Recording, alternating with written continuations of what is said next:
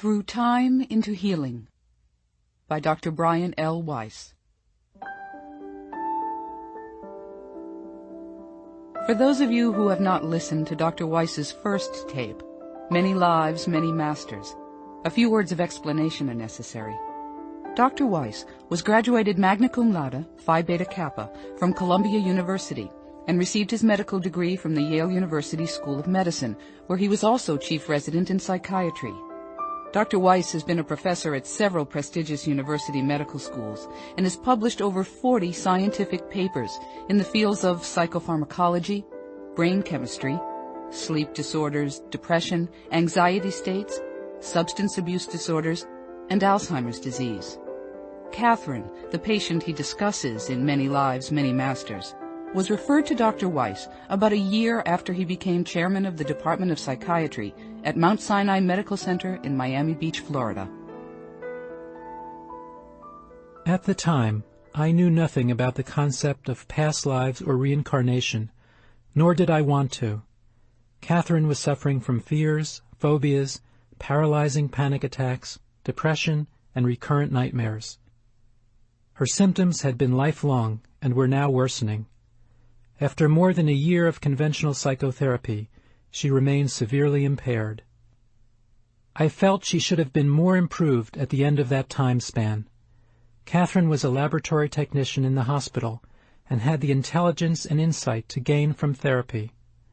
There was nothing in her basic makeup to suggest that her case would be a difficult one.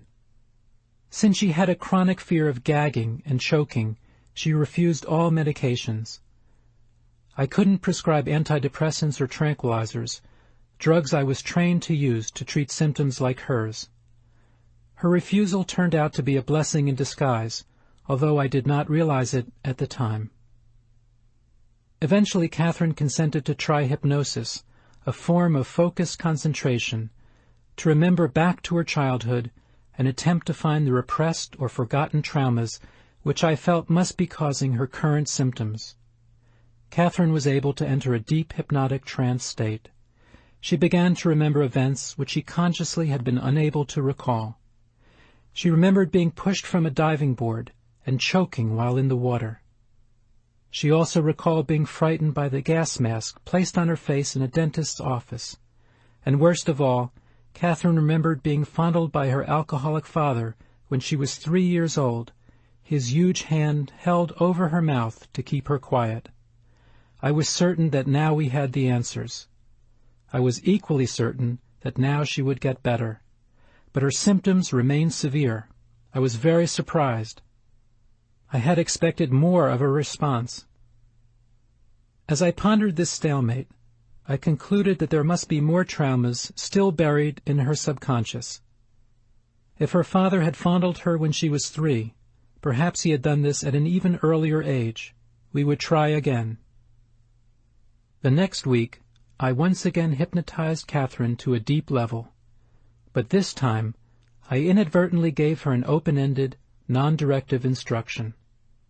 I suggested that she go back to the time from which her symptoms arose. I had expected her to return once again to her early childhood. Instead, she flipped back about 4,000 years into an ancient Near Eastern lifetime, one in which she had a different face and body, different hair, a different name. She remembered details of topography, clothes, and everyday items from that time. She recalled events in that lifetime until ultimately she drowned in a flood or tidal wave as her baby was torn from her arms by the force of the water. During this hypnosis session, Catherine remembered 2 other lifetimes. In one, she was a Spanish prostitute in the 18th century. In another, a Greek woman who had lived a few hundred years after the Near Eastern lifetime. I was shocked and skeptical. I had hypnotized hundreds of patients over the years, but this had never happened before. I had come to know Catherine well over the course of more than a year of intensive psychotherapy. I knew that she was not psychotic. She did not hallucinate or have multiple personalities. Catherine wasn't particularly suggestible and did not abuse drugs or alcohol. I concluded that her memories must have consisted of fantasy or dreamlike material. But something very unusual happened. Catherine's symptoms began to improve dramatically, and I knew that fantasy or dreamlike material would not lead to such a fast and complete clinical cure. Week by week, her formerly intractable symptoms disappeared as, under hypnosis, she remembered more past lives. Within a few months, this young woman was totally cured, without the use of any medicines. My considerable skepticism was gradually eroding. During the 4th or 5th session, something even stranger had transpired. After reliving a death in an ancient lifetime, Catherine floated above her body and was drawn to the familiar spiritual light she always encountered in the in-between lifetime state. She spoke to me in a husky voice, quite different from her own. She said, "There are many gods, for God is in each of us." And then she completely changed the rest of my life with these words. "Your father is here," she said, "and your son, who is a small child. Your father says you will know him because his name is Avram, and your daughter is named after him. Also, his death was due to his heart." She continued to speak, and said that my son's heart was also important, for it was backward like a chicken's. She told me he made a great sacrifice for me out of his love. "His soul is very advanced," she said, still in that husky voice, "and his death satisfied his parents' debts. Also, he wanted to show you that medicine could only go so far, that its scope is very limited." Catherine stopped speaking then, and I sat in an awed silence as my numbed mind tried to sort things out. The room felt icy cold. Catherine knew very little about my personal life. She really knew me only as a psychiatrist.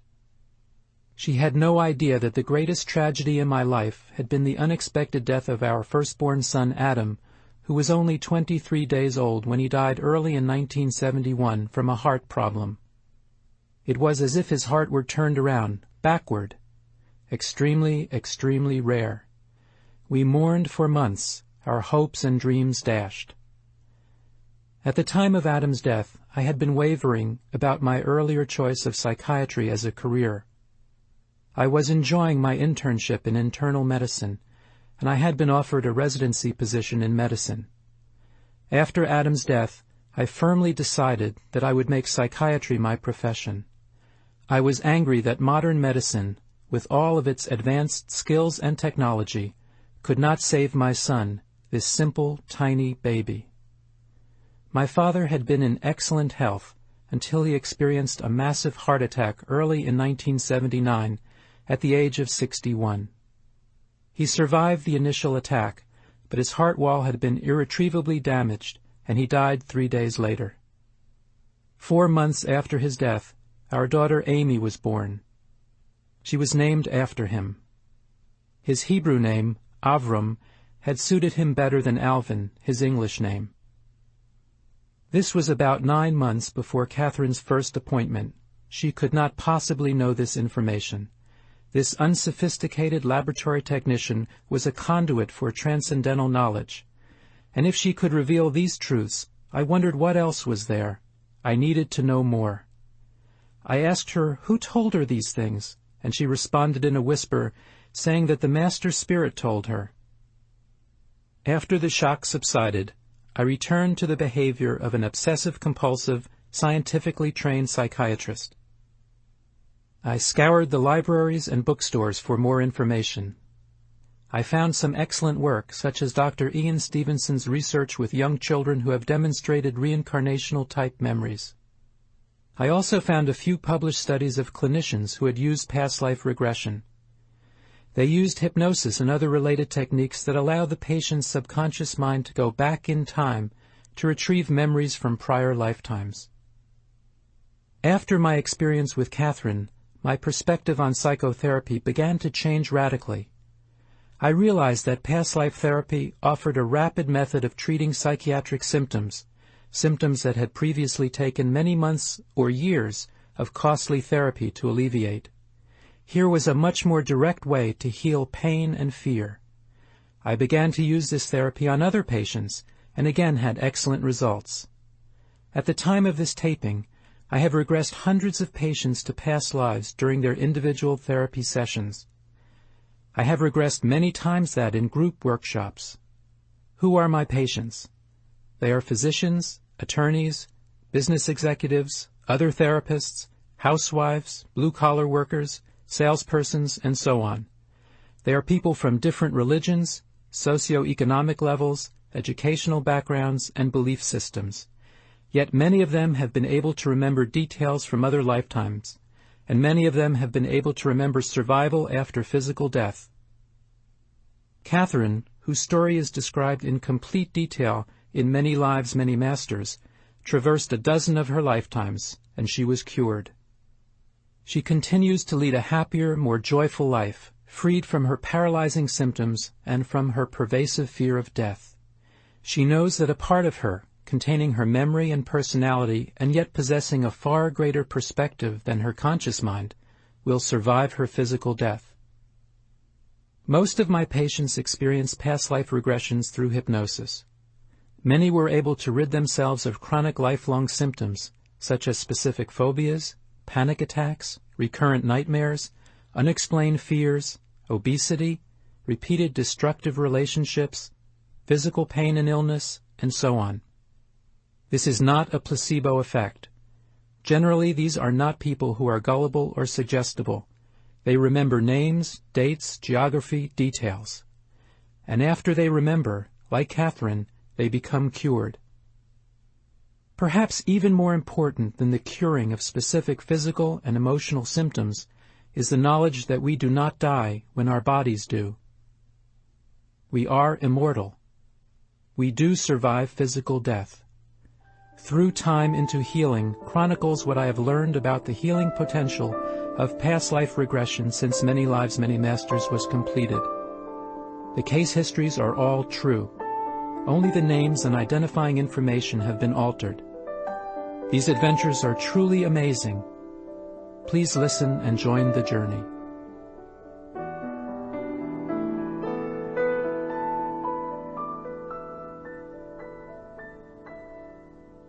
Dr. Weiss was a guest on a radio talk show in Cleveland. Listeners called in from their homes, offices, car phones, and pay phones. Many of them were very supportive as they shared their personal experiences on the air. Others were less kind. One lady was very angry. "Didn't I know it was a sin?" she asked. I assumed that she was referring to the concept of reincarnation. She wasn't. She went on to explain that hypnosis was a sin, Jesus said so, and devils could enter your body. I knew that Jesus had not said anything about hypnosis. The word hadn't been in usage then. Hypnosis wasn't used as a therapeutic tool until at least the 18th century, around the time of Mesmer. However, I do take every question and comment seriously. Perhaps she was referring to some similar state of altered consciousness or focused concentration. I thought for a moment or two, and then asked her why, if hypnosis was a sin, the Archdiocese of Miami had sent us priests, nuns, and employees to stop smoking, lose weight, or lessen stress. The woman was silent for a few seconds as she pondered this new piece of information. Then she spoke up again, without conceding an inch. Well, she didn't know about Miami, she declared, but it was a sin in Cleveland. The show's host looked at me, barely suppressing a laugh. We had just been introduced to the concept of regional sin. But why was this woman so angry? She was afraid because the idea of hypnosis was a new one for her, and it had threatened her concept of the way things ought to be. It had challenged her view of reality and her understanding of the world. This story always gets a big laugh, but some of that laughter is the laughter of self-recognition.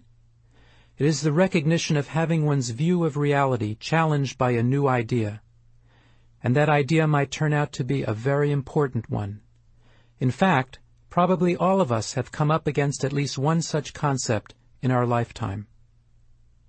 History is the best teacher of the growth that can be gained if we overcome our fear of new ideas. Some of them have opened up new paths in science, economics, politics, and the arts. Some new ideas have access to new geographies and remapped space. Ideas have greatly expanded the boundaries of what our ancestors could achieve, feel, know, and understand. In 1633, Galileo was tried by the Inquisition for proposing that the Earth rotated on its own axis around the sun. Heresy, said the Church, and Galileo was locked up in a tower. In order to be released, this brilliant scientist had to recant. Only then was he set free. Isaac Newton, who was born on the day of Galileo's death, availed himself of his countryman's work to develop his own theory of a mechanistic universe. A universe that worked through physical forces, without divine intervention. Newton's work was accepted, and humanity's perception of the workings of the universe was forever changed.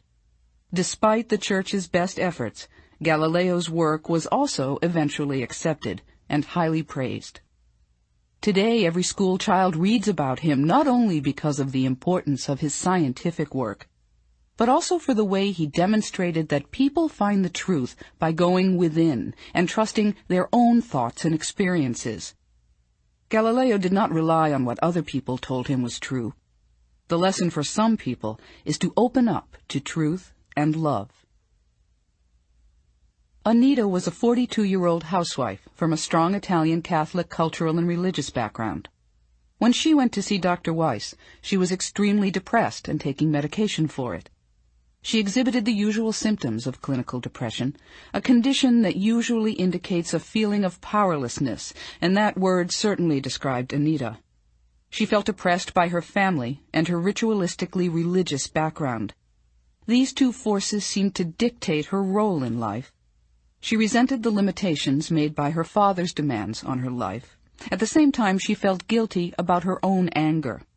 She was afraid that if she challenged his treatment of her, she would no longer be able to consider herself a good Catholic. Because Anita was a deeply religious woman, the prospect of rejecting or distancing herself from God in any way was extremely distressing. The strain between her need for her religion and her desire to fulfill her own needs had created a psychological trigger for an inherited biological predisposition toward depression. This was exacerbated by her relationship with her father. On top of that, Anita was very concerned that her religion did not accept reincarnation, a concept she believed in quite strongly. This is what had brought her to Dr. Weiss's office. Although I had no specific expectations for the session, it would not have been unusual for Anita to have entered a lifetime that addressed power. However, as we began the regression, an unusual thing happened. When she opened the door to the past, she did not enter a past life. Instead, she went to a place that seemed to be in between lives. It appeared to be a garden-like place, filled with much wisdom. It pulsed with purple and golden light, and was filled with many wise guides. Suddenly, from that place, this withdrawn and deferential woman began to teach me profound truths about love and wisdom. Anita calmly advised me that when I wanted to comfort someone, I shouldn't listen to their words, because the words might be wrong or misleading. Go straight to their hearts, she told me. She said that their words might be pushing me away, but that they still needed comforting. When I heard these words, I was amused.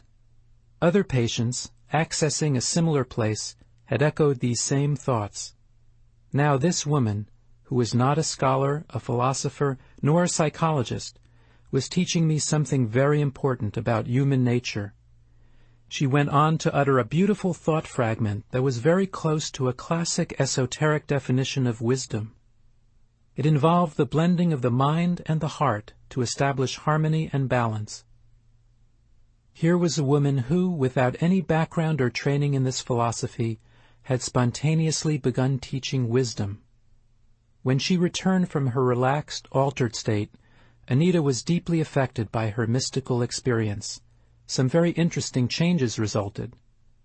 The powerlessness she felt began to diminish. Her depression gradually lifted, and now that she has had her own experience of truth, she feels less oppressed by her perception of traditional Catholic values. She is more confident and is redefining her relationship with her father, a task which she has undertaken with gusto. She feels more love toward him now, because her regression experience allowed her to understand deeply the important role love plays in grace. For the lady in Cleveland, the acceptance of the idea that hypnosis can heal might be equally dramatic. For many of us, the regression experience includes the realization that something you were told when you were young just isn't true. But when you accept the truth, life's possibilities seem to expand. A few months before Many Lives, Many Masters was published, I went to an acupuncturist because of a chronic back and neck pain. The sessions were conducted in silence, and I used this quiet time to meditate. An hour into my third session, I had reached a very deep state of relaxation. I was suddenly startled by an awareness of a scene from another time. I was awake, not sleeping. I knew where my body was, but I was watching and re-experiencing a movie beyond my mind. In this scene, I was taller and thinner, with a small, dark, pointed beard. Wearing a multicolored robe, I was standing on an outside level of a strange building. I was examining the plants. Looking into the eyes of this thin man, I knew that I was this person. I felt his emotions. I could see through his eyes. I did not know if this was a fantasy or not, but I kept watching, observing, witnessing it. It was an ancient time. The man was a priest, a powerful member of the religious hierarchy. The building was distinctly geometric, flat on top with a larger wide bottom and sloping sides. There were 7 or 8 levels, with plants growing on and over the sides. Wide, vertical stairs connected the levels at certain points. I saw myself examining the plants, and I was thinking that they seemed tropical, but they were not plants found in Miami. Many were large and green, and I had never seen them before. Gradually I became aware of a word in my mind, ziggurat. I did not know what this word meant. I looked back again at the priest. I became aware of his life. I became aware that his earlier idealism and spirituality had given way to material values. This had happened as he had ascended into a position of great power and authority. He even had the ear of the royal family. Instead of using his position to promote spiritual values, peacefulness, and brotherhood in his people, he used his power for greed and sex. He used it to gain even more power. I felt sad. What a waste. The priest died as an old man, never recapturing the virtues and idealism of his youth. A great opportunity had been wasted. Later that evening, I remembered that word again, ziggurat. I researched it in the encyclopedia and discovered that ziggurat is the name for a temple of the same geometric shape that I had visualized. Temples from the Babylonian-Assyrian era. The Hanging Gardens of Babylon is an example of a ziggurat. I was shocked. A few years after this experience, I had organized a 4-day regression training workshop for about 30 therapists from all over the country. We worked for 8 to 12 hours each day. Everyone regressed each other and were regressed in turn. A closed system like this one, full of bright and energetic people, can become very intense. That intensity affected me. It affected me so much, in fact, that on the second night I woke up in the middle of a vivid dream.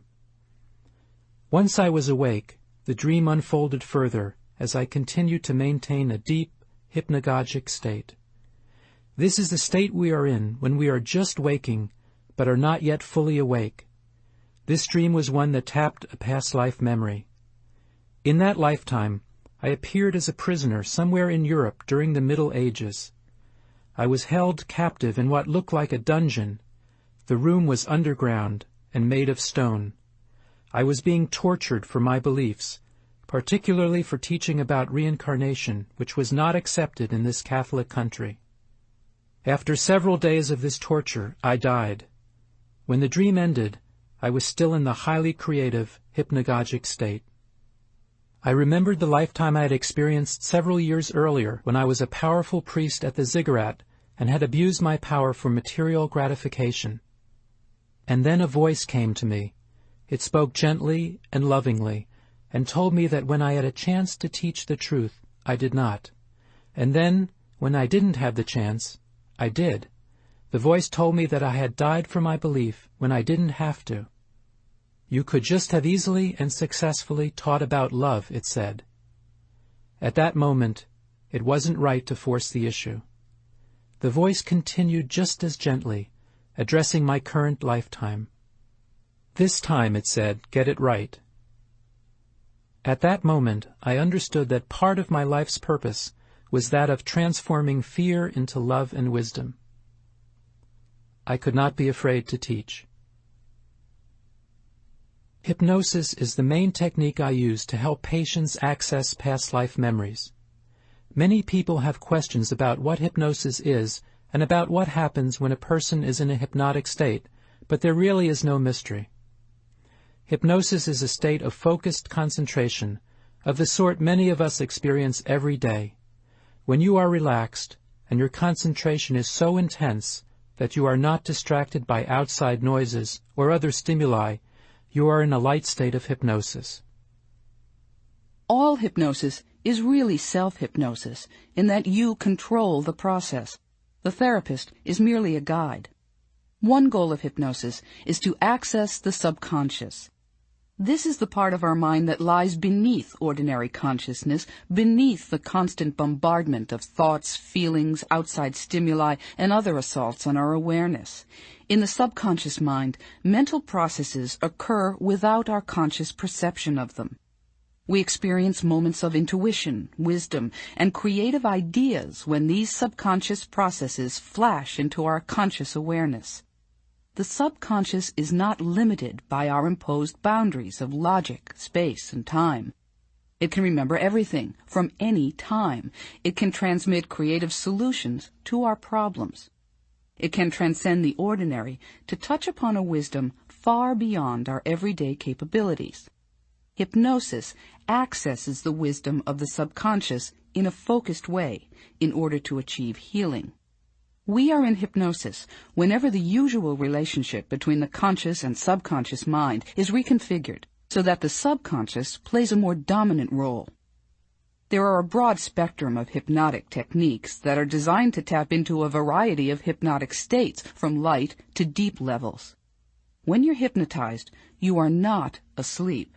Your conscious mind is always aware of what you are experiencing while you are hypnotized. Despite the deep subconscious contact, your mind can comment, criticize, and censor. You are always in control of what you say. Hypnosis is not a truth serum. You do not enter a time machine and suddenly find yourself transported to another time and place with no awareness of the present. Some people in hypnosis watch the past as if they are observing a movie. Others are more vividly involved with more emotional reactions. Still others feel things more than they see them. Sometimes the predominant reaction is that of hearing or even smelling.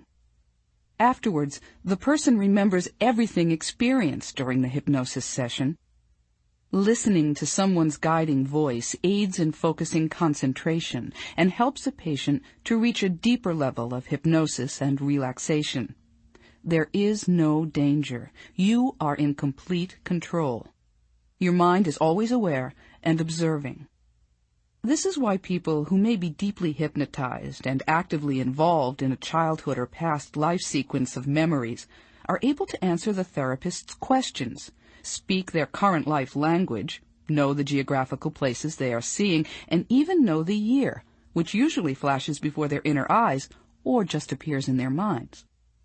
This is also the reason that a hypnotized patient who finds himself a peasant fighting in a medieval European war can recognize people from that past lifetime whom he knows in his current life.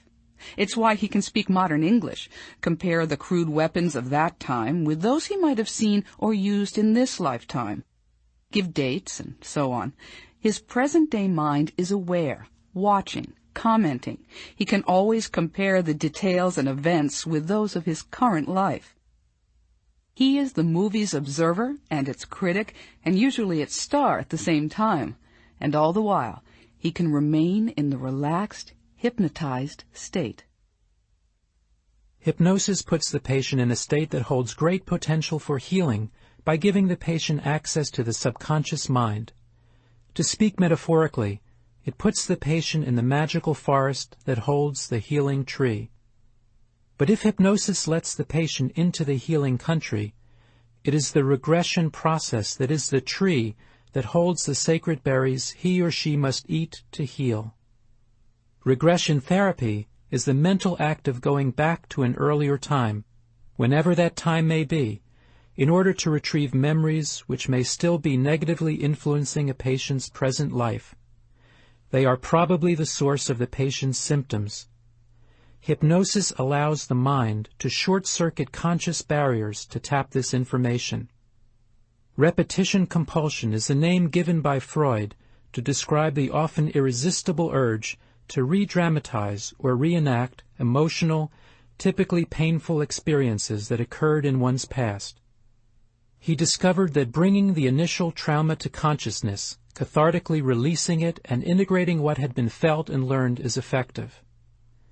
Hypnotic regression therapy, performed by a skilled therapist, first puts the patient in a hypnotic state and then gives the patient the tools needed to bring an incident like this to light. Often, the incident occurred during childhood. This is standard psychoanalytic theory. But, as I discovered while treating Catherine, the initial trauma in some patients stretches backward much farther back than this current life's childhood, into past lives. The best therapist working within the classically accepted limits of the single lifetime will not be able to effect a complete cure for the patient whose symptoms were caused by a trauma that occurred in a previous lifetime, perhaps hundreds or even thousands of years ago. But when past life therapy is used to bring these long repressed memories to awareness, improvement in the current symptoms is usually swift and dramatic.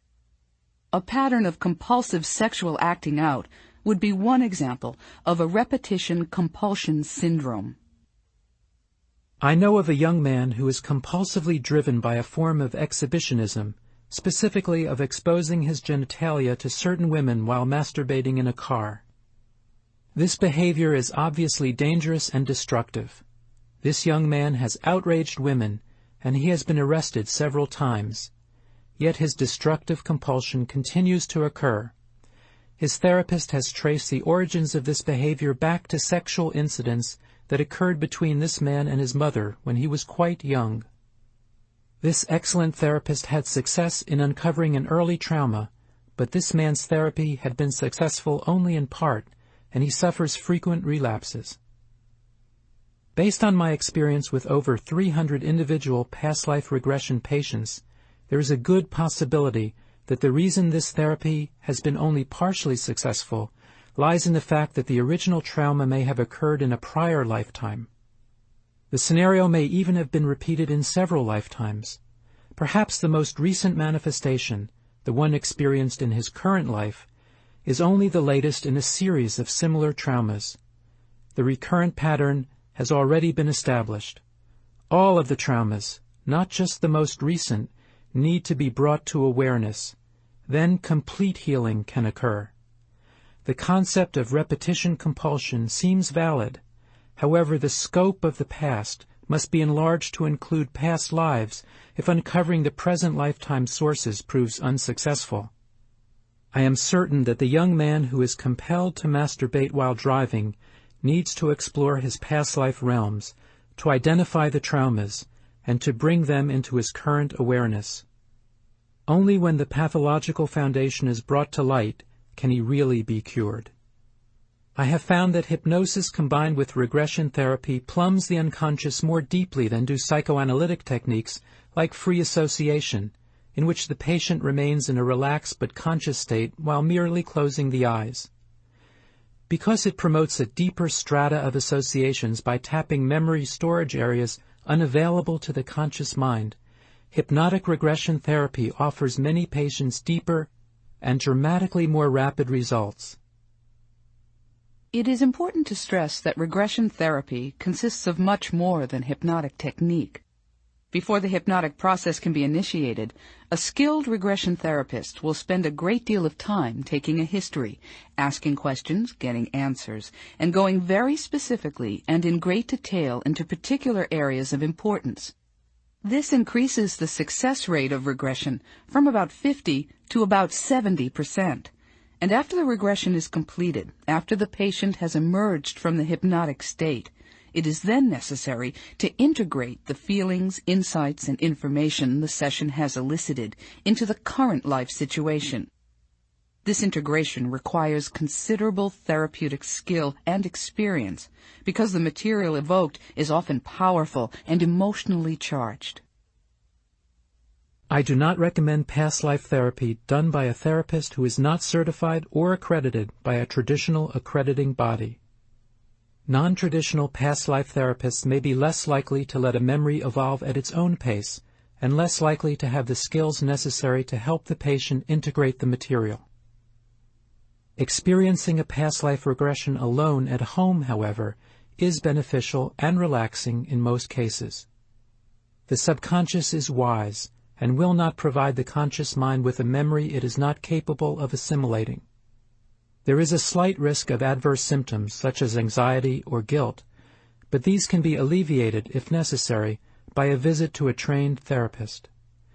An individual who has even a slightly adverse reaction while working alone will simply stop the experience, his subconscious protecting him, while an untrained therapist might try to override the subconscious and push that individual to continue before he is ready. Actual past life memories are accessed and described by the patient in one of two patterns. In the first one, the classical pattern, a patient enters a lifetime and is able to offer a very complete level of detail about the life and its events.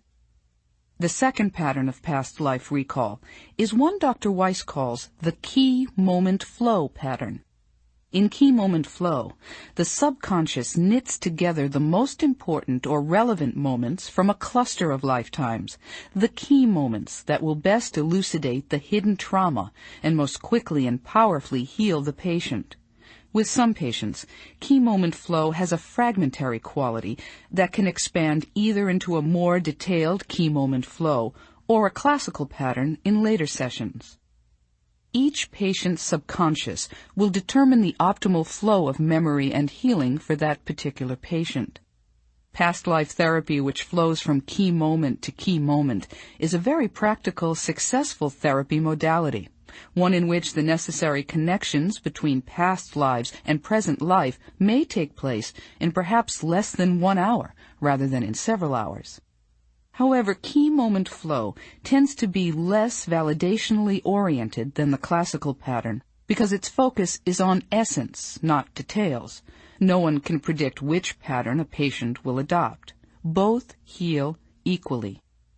And finally, not everyone needs to remember prior lifetimes through regression under hypnosis. Not every individual bears the weight of past life traumas or scars that are significant in the current lifetime. Often, a patient needs to concentrate on the present, not the past. Whether a patient wishes to cure insomnia, reduce high blood pressure, lose weight, or stop smoking, self-hypnotic and meditative techniques are enormously valuable. Whether they want to augment the immune system to fight off infections and chronic diseases, reduce stress, or achieve states of relaxation and inner peace, these techniques can be effectively used for the rest of their lives. Despite the benefits, there are times when patients will nevertheless decline hypnosis. When I was a resident in psychiatry at Yale Medical School, a businessman was referred to me for treatment of his fear of flying. At that time, I was one of the few therapists at Yale who used hypnosis to cure monosymptomatic phobias, which are fears of one specific thing, such as flying or driving on highways or snakes. This businessman's job required a considerable amount of traveling. Since he would only use ground transportation, he clearly needed to overcome his fear. I carefully outlined the hypnotic procedure. I transmitted my confidence and optimism that he could be cured, that he would no longer be paralyzed by his fear. Not only would this cure greatly help his business prospects, I assured him, but he would be able to vacation at more distant and exotic places. His whole lifestyle and quality of living would improve. He looked pensively at me, frowning. Moments slowly passed. Why wasn't he more excited? Finally, he thanked me, but said he would pass on the treatment. This caught me completely off guard. I had successfully treated many patients with similar symptoms, and none had rejected my help. I asked him why. Didn't he want to be cured? He responded immediately, saying that he believed I could cure him, and then he'd get on a plane, it would crash, and he would die. I had no argument to counter this. He cordially left the office with his phobia intact, but he was undeniably still alive. I was learning more about the human mind, its resistances and denials. It is well known that the mind can strongly influence the body, causing symptoms, disease, and even death. All physicians know of hospital patients who gave up on life for one reason or another. Despite the best medical treatments and technology available, these patients wither away and die. Patients who possess a strong will to live usually fare much better. We are just now in the process of defining the physical mechanisms of giving up and the will to live. These are the basic mechanisms of the mind-body connection. We will explore examples of the mind-body connection as it is made during past life therapy and different ways it can heal physical ailments. Early data from Stanford University indicate that support groups significantly increase the quality and quantity of life in breast cancer patients. Harvard University researchers have found that some types of meditation can prolong life in the elderly. In Head First, The Biology of Hope, Norman Cousins carefully documented work at UCLA and elsewhere, which has helped to develop the new area of medical research which examines the interaction between the mind-brain and the immune system. Dr. Bernie Siegel has also described mind-body correlations and the profound healing potential which is accessed through this linkage in both Love, Medicine, and Miracles and Peace, Love, and Healing. Research at Pennsylvania State University has shown that hypnosis can increase the quantity of certain white blood cells in the system. Numerous studies document correlations between improved athletic performance and visualization techniques. Many researchers and clinicians have used hypnosis to eliminate addictions to tobacco, food, and even to alcohol and hard drugs. Meditative techniques have also proven effective in many cases, and now past life therapy is added to this list. Past life therapy under hypnosis can also achieve some of the same results. I have done hundreds of therapeutic past life regressions since my first experiences with Catherine. I have seen that physical as well as psychological symptoms can rapidly resolve as a result of past life therapy, even without the use of medicines. I am still not able to identify the exact mechanism of the physical cures that take place as a result of the therapy, although I do have some ideas. The cure might lie in the simple act of remembering and re-experiencing an initial trauma, just as the act of re-examining a childhood trauma during conventional psychotherapy results in an emotional cure. Or the knowledge that the soul never dies, only the body does, could be the great healer. Healing may also occur as the patient acquires an understanding of the factors which precipitated the illness in the first place. Or the secret may lie in a combination of all of these processes, all of which are typical of past life therapy. Although I can only hypothesize about the reasons that past life recall heals, I can attest to the results of that recall. In my experience, there is no doubt that past life regression under hypnosis can be an important part of the treatment, amelioration, and even the cure of certain chronic symptoms and illnesses, especially those affected by the functioning of the immune system and those that may have a psychosomatic component.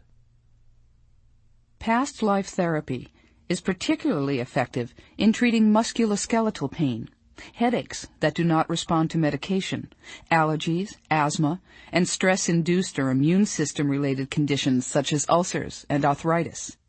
In some cases, it appears to improve cancerous lesions or tumors.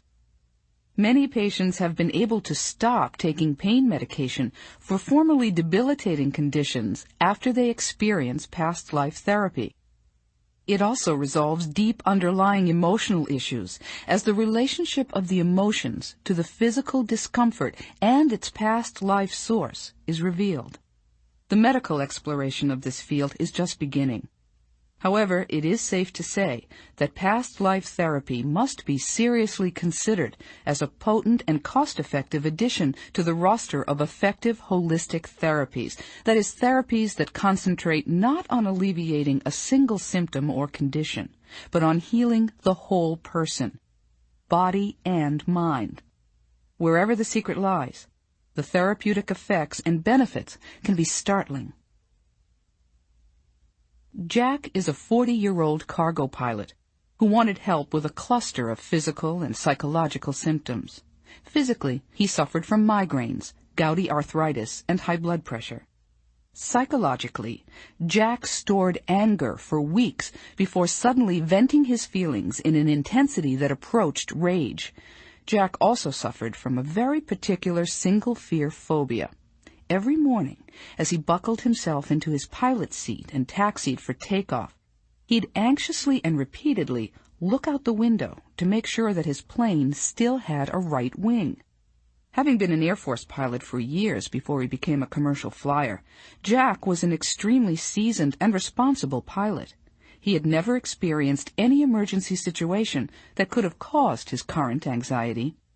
Yet every morning when he woke up, all he could think about was whether the wing of his plane was going to fall off that day.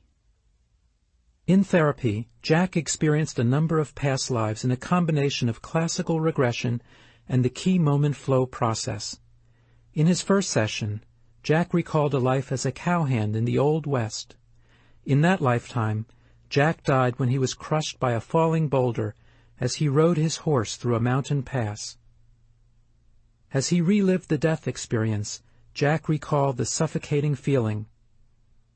As the regression continued, Jack moved into a different life and a second key moment. He discovered that he had been a German Air Force pilot shot down by friendly fire over Germany in World War II.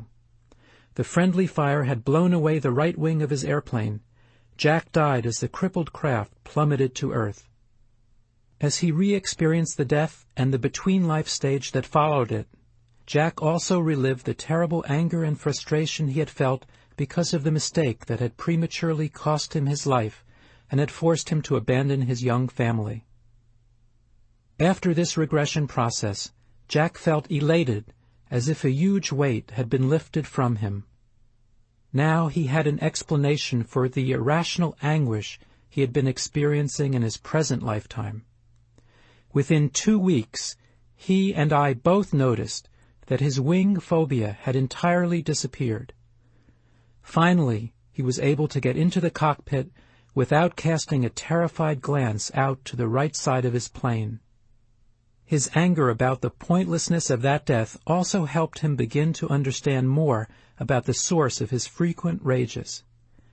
At Jack's second session, we decided to explore the origin of his gouty arthritis. Once in a trance, Jack immediately slipped back into key moment flow regression and recalled a prior lifetime when he suffered severe bilateral knee injuries from running into a low fence. As a result of this accident, not only had he torn up both knees, but he had also endured serious infections and eventually atrophy of his lower legs. He never recovered fully and required care for the rest of his life. He had become angry and depressed and had an early demise. Another connection between a current physical and emotional discomfort had been made. Next, Jack recalled an ancient lifetime in which an animal horn had penetrated his head, pierced the occipital lobe of his brain, and emerged from his body just underneath his right eye, the site of his present migraines. Since that session, Jack has not had another migraine. Although only time will tell if past life therapy has eliminated this chronic condition completely, there is a marked improvement in his level of well-being. His gout has also lessened.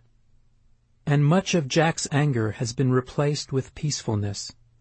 His values have changed since he has experienced some of his previous lifetimes, and his perspective on life and its meaning has widened. Now that his fear of death has begun to erode, the things that previously angered or enraged him seem silly, small, irrelevant. This is a common result for many patients who have undergone past life therapy. Selma is a 44-year-old woman who owns a printing business.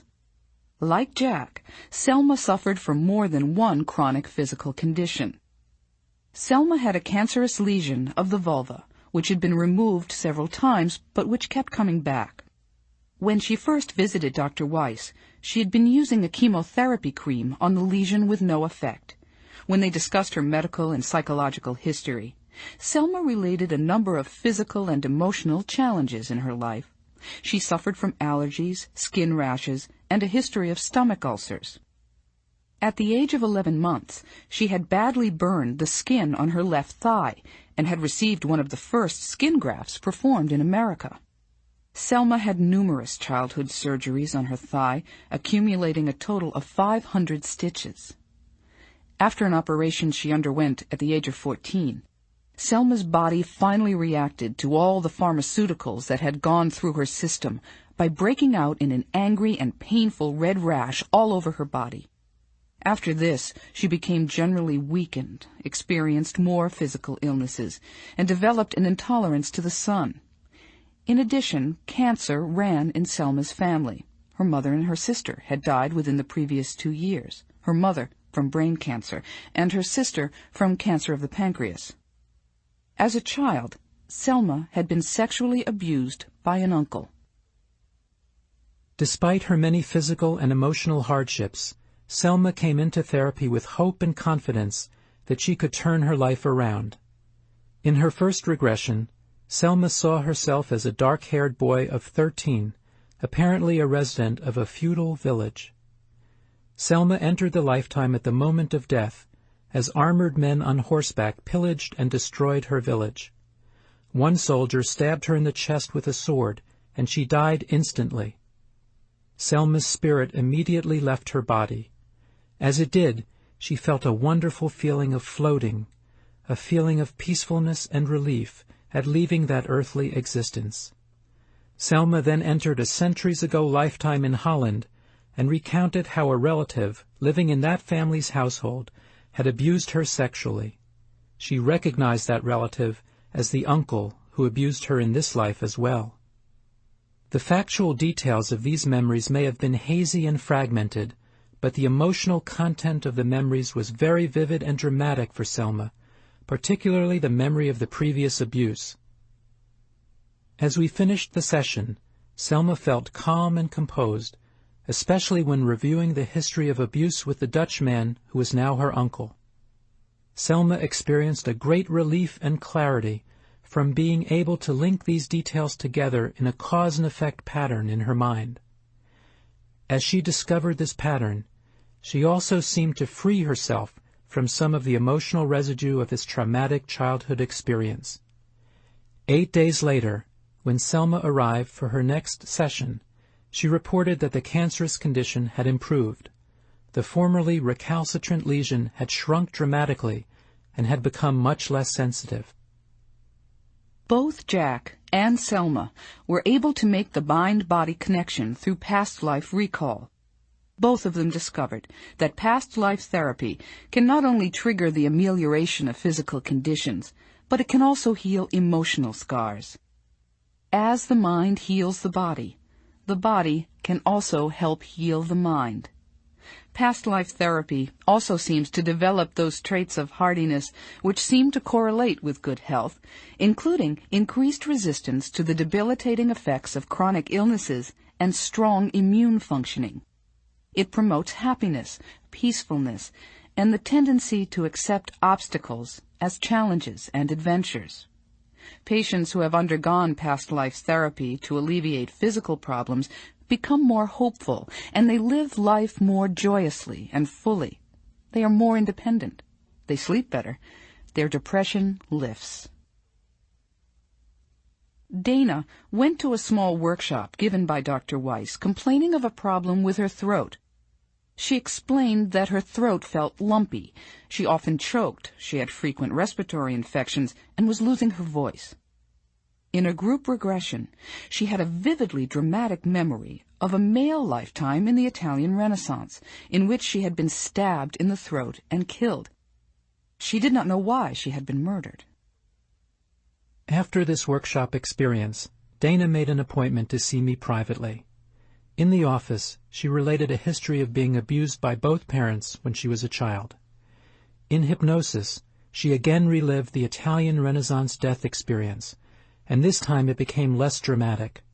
This is a typical reaction.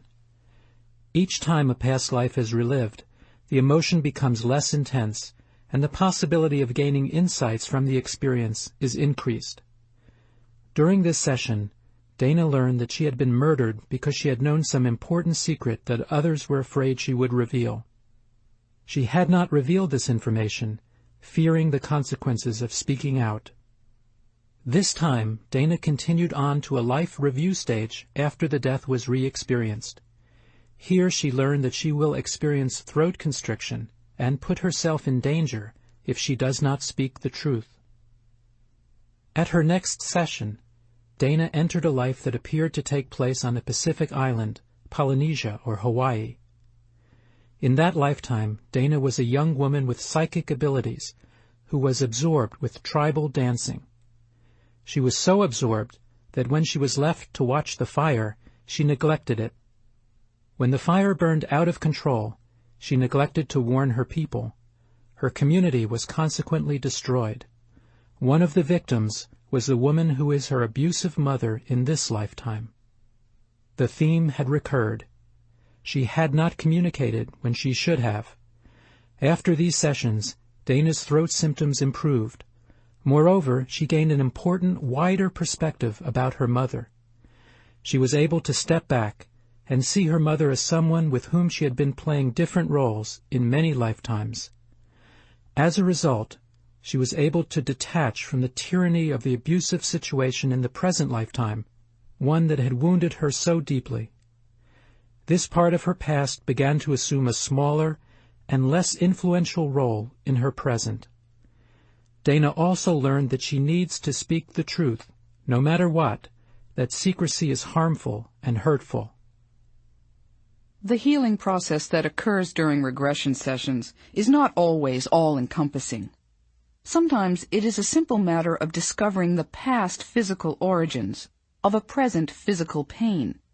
A patient who does not need to explore complex emotional issues as part of the source of the current physical discomfort will not do so during past life therapy. The healing can be simple and direct. It can also provide the opportunity to be free from medicines, which can be as important as relief from the pain itself. Alberto, a physician specializing in radiology, had suffered from severe back pain and spasms for many years.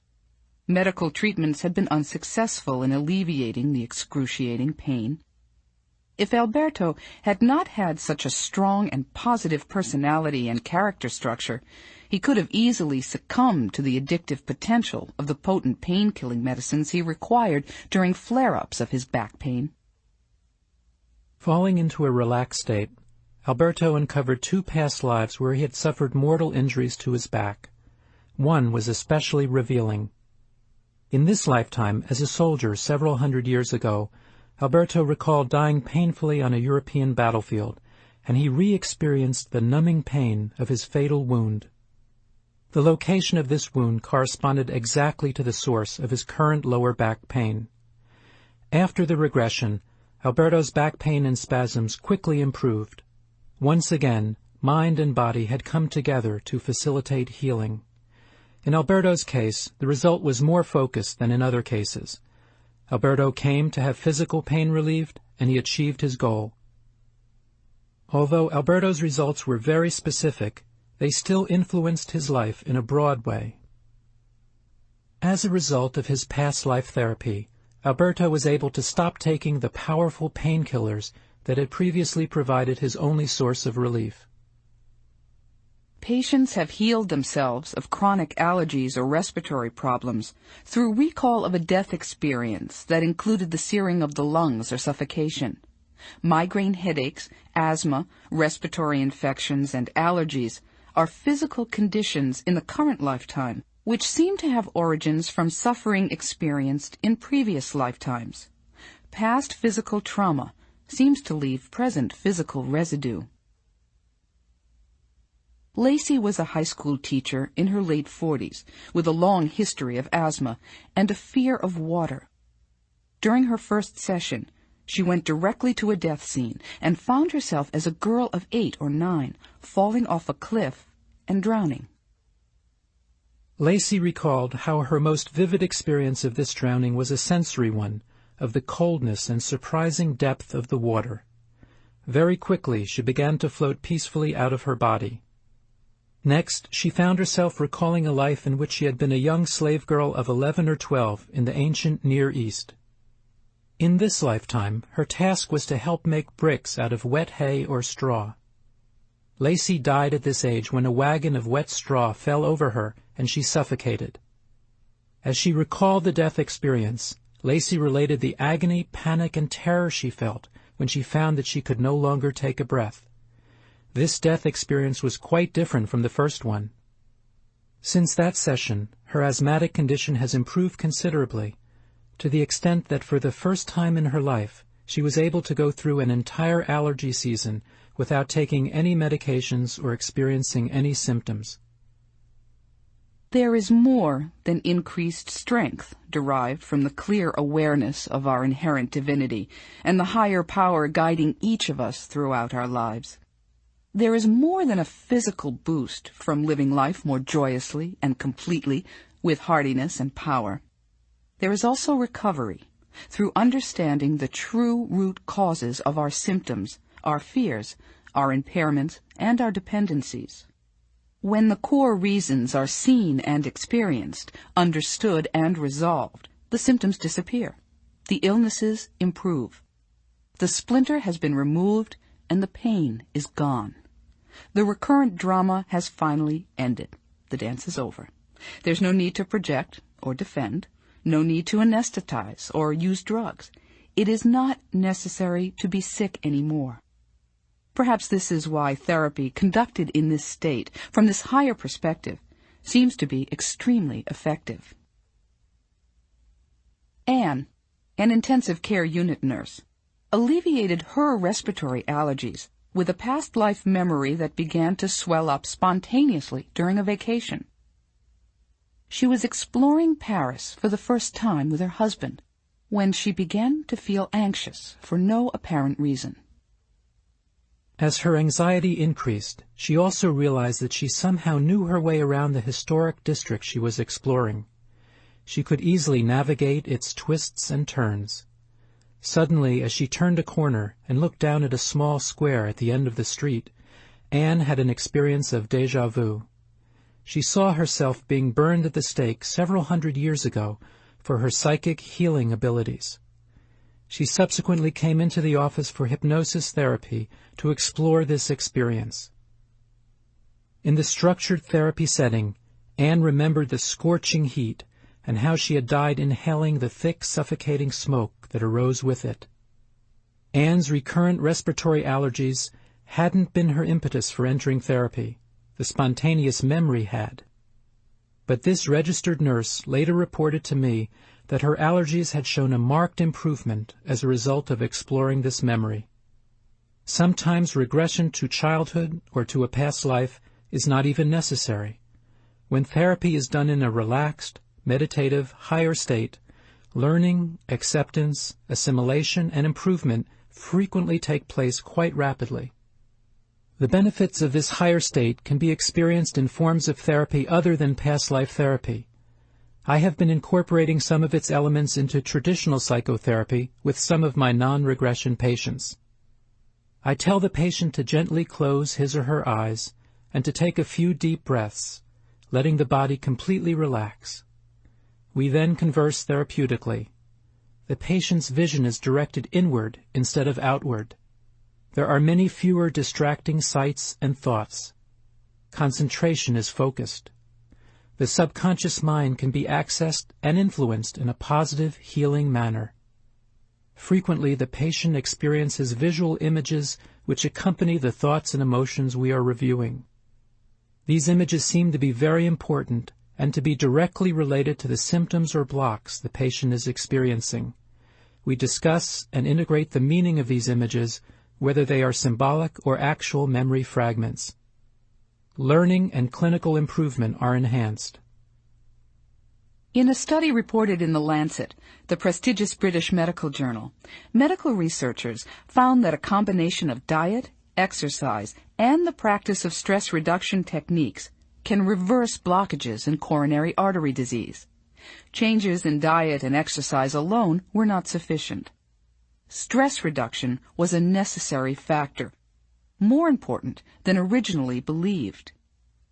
Dr. Claude L'Enfant, a researcher at the National Heart, Lung, and Blood Institute in Bethesda, Maryland, stated that these lifestyle changes could begin to reverse even severe coronary artery disease after only 1 year, without the use of cholesterol-lowering drugs. Relaxation techniques are very important. In another study of more than 1,000 heart attack victims, researchers from Stanford University presented a report at the International Congress of Behavioral Medicine in Uppsala, Sweden. They found that anxiety, fearfulness, hostility, and anger are psychological traits that predispose people to second heart attacks. Interestingly, anxiety and fearfulness seem to be more harmful to women, while hostility and anger are more harmful to men.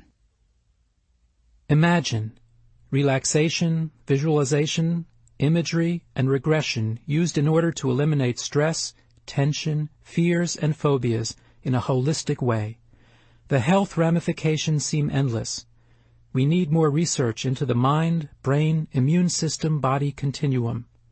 How do attitudes and particular states of mind help to prevent, ameliorate, and sometimes cure addictions, chronic illnesses, infections, cancers, heart disease, autoimmune disorders, and other diseases? There is no question that the experience of regression therapy and hypnotic visualization can transform the mind to reach these healing states. These methods can be used in conjunction with traditional medical approaches and medicines. They are not mutually exclusive by any means. The transformational power of the mental attitudes induced by hypnotic past life regression and visualization should be considered very seriously by the medical and addictionology establishments. Here are safe and strong healing forces, forces with no side effects because these forces are basically spiritual and intuitive in nature. This is truly holistic medicine. In my experience, the need to protect the physical body from a previous experience of pain, starvation, sexual abuse, or violence is one cause of obesity that often originates in past lives and that can thus be ameliorated by past life regression.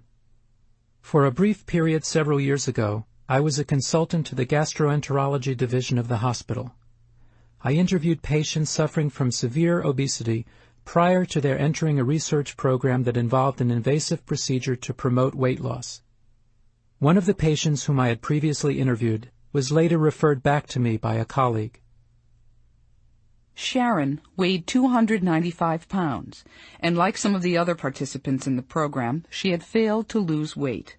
Sharon had also tried a form of hypnotherapy that employs positive suggestions to aid in weight loss, but this had not been successful for her either. Traditional psychotherapy also proved unsuccessful. Numerous diets had failed. Any weight loss had been quickly reversed as her weight ballooned back to the familiar 300-pound plateau. In childhood and adolescence, Sharon had been only 10 to 20 pounds overweight. The explosion to 300 pounds did not begin until shortly after her marriage. During her courtship, she had idealized and fallen deeply in love with her husband. Meanwhile, her subconscious mind was denying some of his less perfect personality traits, such as his compulsive flirting with other women. Soon after they were married, however, Sharon could no longer ignore reality. An affair of her husband's became public knowledge, and with this disclosure had come the onset of Sharon's severe obesity. Hypnotic regression revealed that Sharon had been publicly humiliated in early adolescence by a teenage boy who had made fun of her developing figure.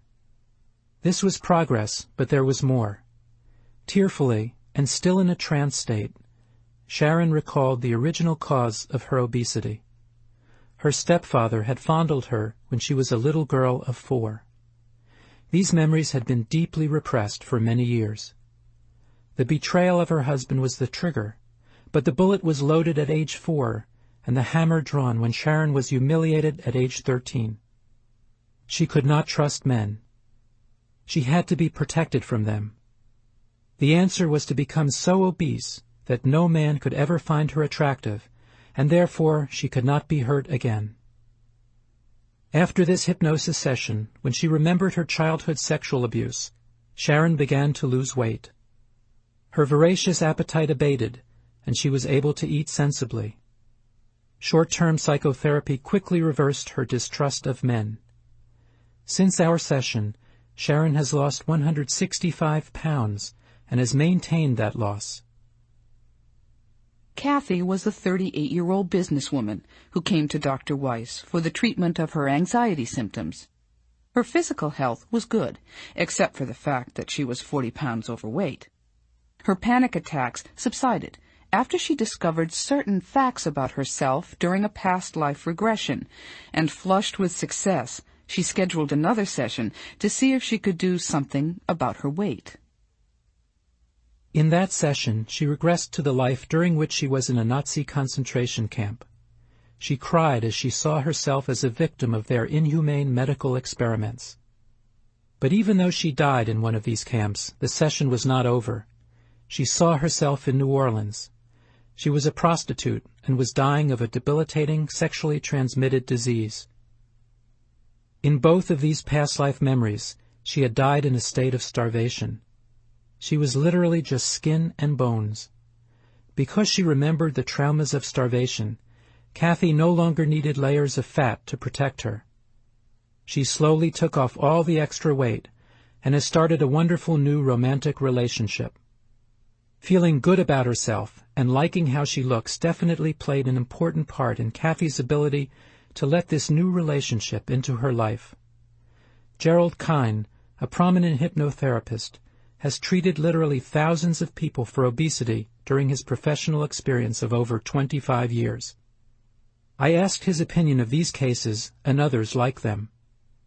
He told me that in his experience, post-hypnotic suggestion alone is not successful in helping the patient achieve the desired weight loss if the patient is more than 30 or 40 pounds overweight and has been obese for a long period of time.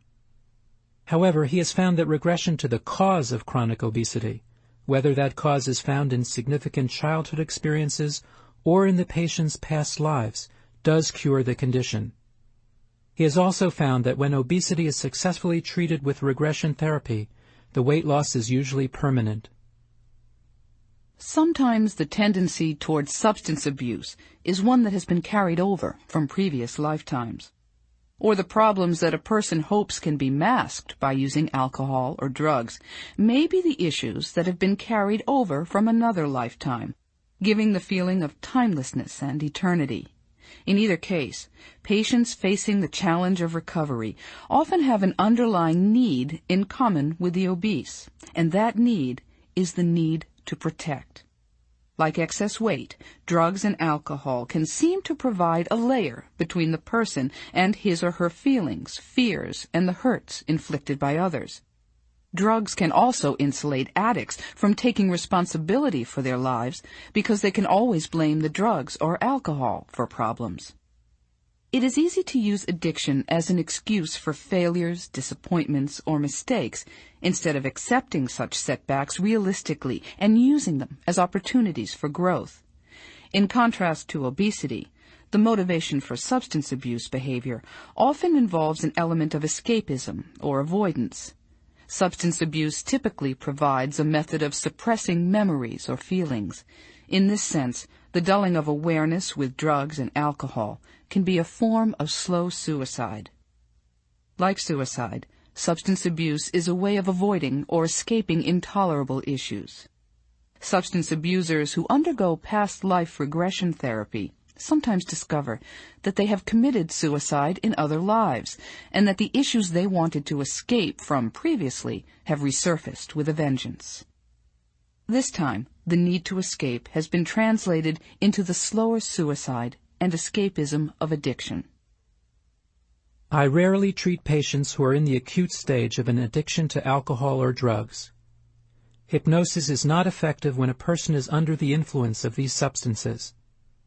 In this acute stage, a substance abuser should seek help from an intervention program or from a support group such as Alcoholics Anonymous or Narcotics Anonymous. Those who come to my office have usually completed the detoxification process and are interested in healing core issues in their lives. Often they have come to recognize that substance abuse is a symptom that has blotted out or provided escape from painful life traumas. These patients frequently recognize that their substance abuse was much more painful than the original traumatic event. Sarah had been an alcoholic for many years. She would also go on periodic spending sprees.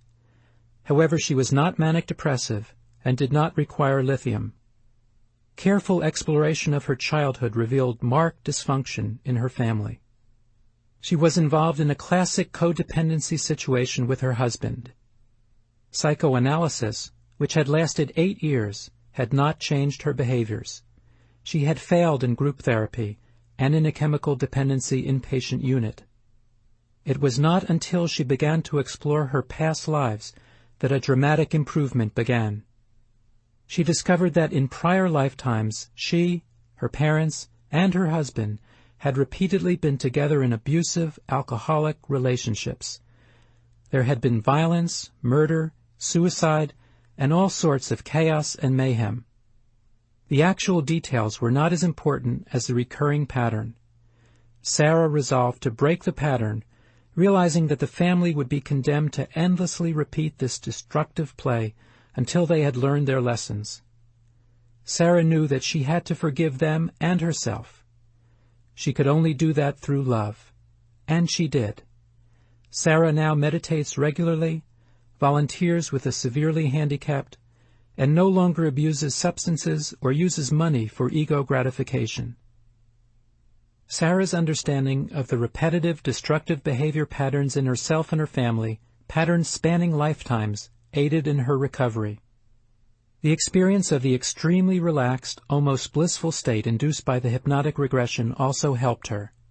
She seemed to be talking to me from a higher, more detached, and more aware perspective. Sarah was neither angry, anxious, nor judgmental. She could clearly see patterns, causes and effects, roots of symptoms and manipulations. It was as if her perception of reality was much sharper. Ultimately, in both obesity and substance abuse, and really in any form of suffering, the mechanism of healing involves the process of getting rid of fear. The core healing mechanism of past life regression therapy is the transmutation of fear into love. This is the message of healing that those who have experienced past life regression carry to others and hopefully practice in all their affairs. How do you do it? By knowing yourself, by looking within and seeing clearly, by understanding and acquiring wisdom, by becoming more joyful and peaceful. This is the essence of any past life healing.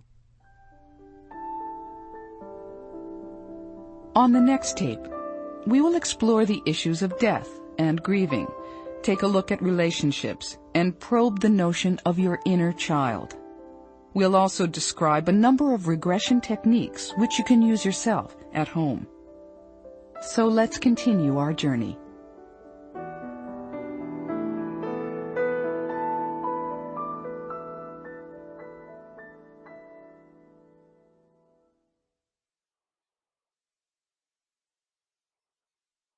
Rena is a 28-year-old social policy lawyer. She was married to a prominent newspaper columnist in his 30s. Several years after their marriage, Rena's husband, Jim, tragically discovered that he was suffering from terminal cancer. During his illness, Jim and Rena had many arguments about life after death and the existence of other realities.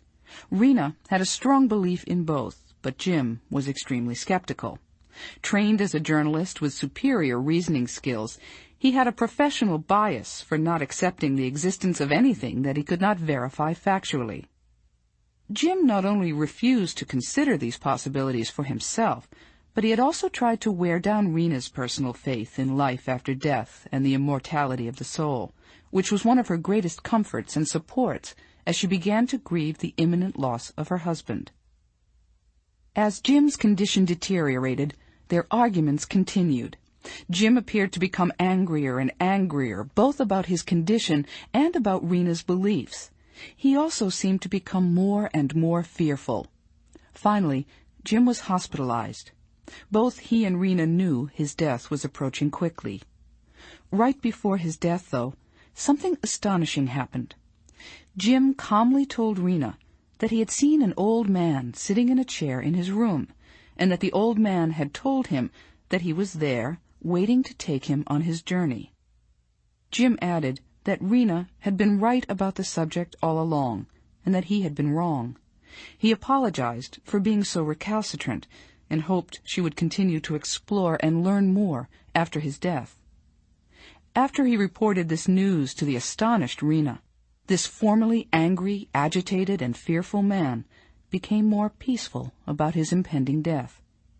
Jim died the next day. When Rena came to see me, she told me that she herself was very grateful to have reconciled with Jim on this important and formerly divisive matter before his death. The wonderful change that the appearance of the old man had wrought in Jim had also been healing for Rena. It brought her confirmation of her own beliefs, and to receive confirmation in such difficult and important circumstances had been a very precious gift. Rena's visit to me had many reasons. She was still suffering from some grief and anxiety at her unexpected and recent loss. She needed to integrate this important death experience further. Not only the grieving, but also the profound growth and healing that had begun to blossom in her at the same time. And Rena's visit to my office was also part of her fulfillment of the promise she had made to Jim, that she would continue to study and explore life after death, spirituality, and the immortality of the soul. Interestingly, Rena's regression experience did not directly address her relationship to Jim. Instead, her past life memory seemed to give her a message about another fresh and ripe new field of learning and growth. Rena regressed to a lifetime in which she had been a male Native American who had helped nurse and cure sick Pilgrim children in the 17th century.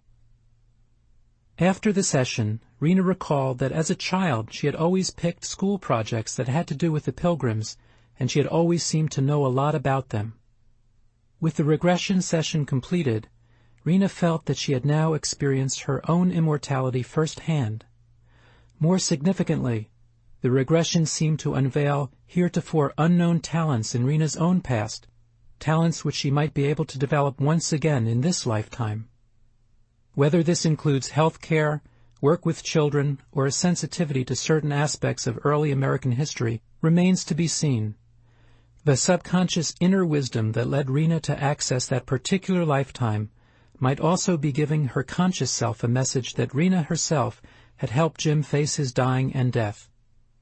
What is certain is that this session, intended to help her resolve her grief, had, like Jim's death itself, furthered Rena's growth and surprised her with yet another clue to her evolving understanding of herself. It had pointed to the many new directions and experiences that might still lie ahead of her. Jim and Rena's experience is a very profound example of the potential for growth and healing that the death experience contains. Many of the dying report being visited by a guide or a wise person who is waiting for them. The alertness of the patient does not seem to be a factor.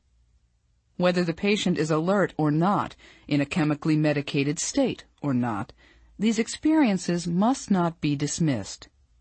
If a loved one tells you of such an experience right before death, you can let go of your doubt and feel fairly confident that the experience is real. Most physicians and therapists know very little about death, dying, and grief.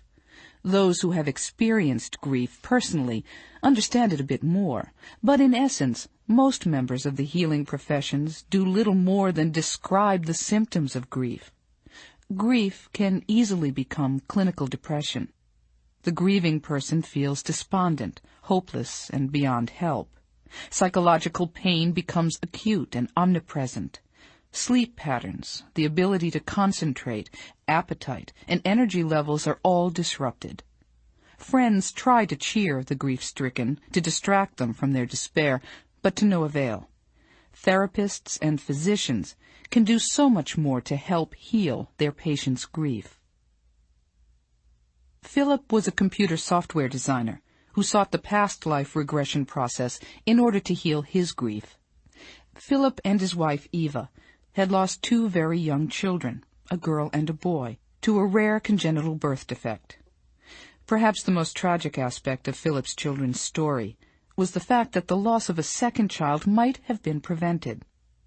After their first child, their daughter, was diagnosed, Philip and Eva had been told that the defect was not hereditary, and therefore there was no reason they should not have a second healthy child.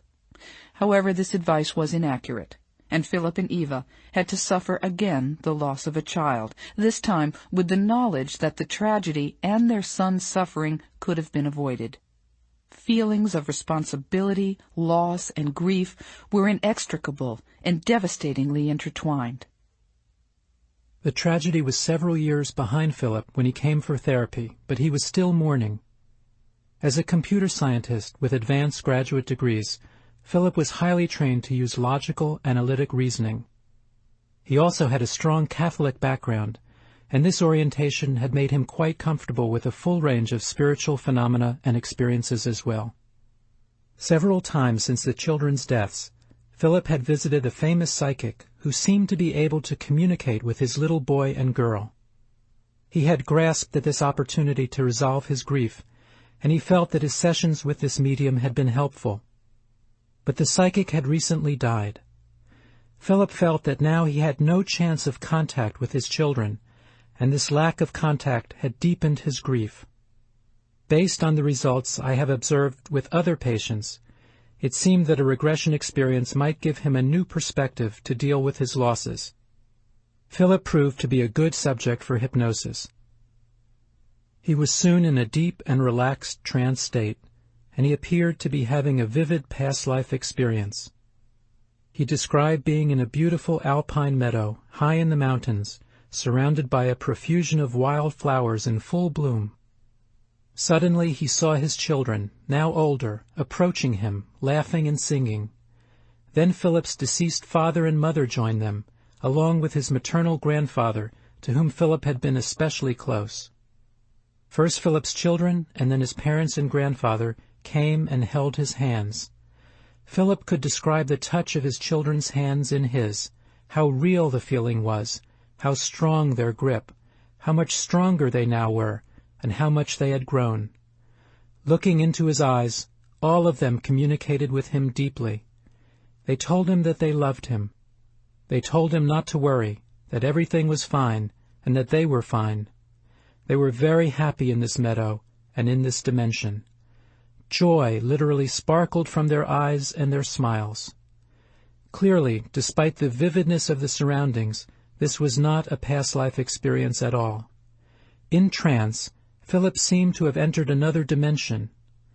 Even before we began the integration process for the session, it was obvious that Philip's experience had been emotionally cathartic.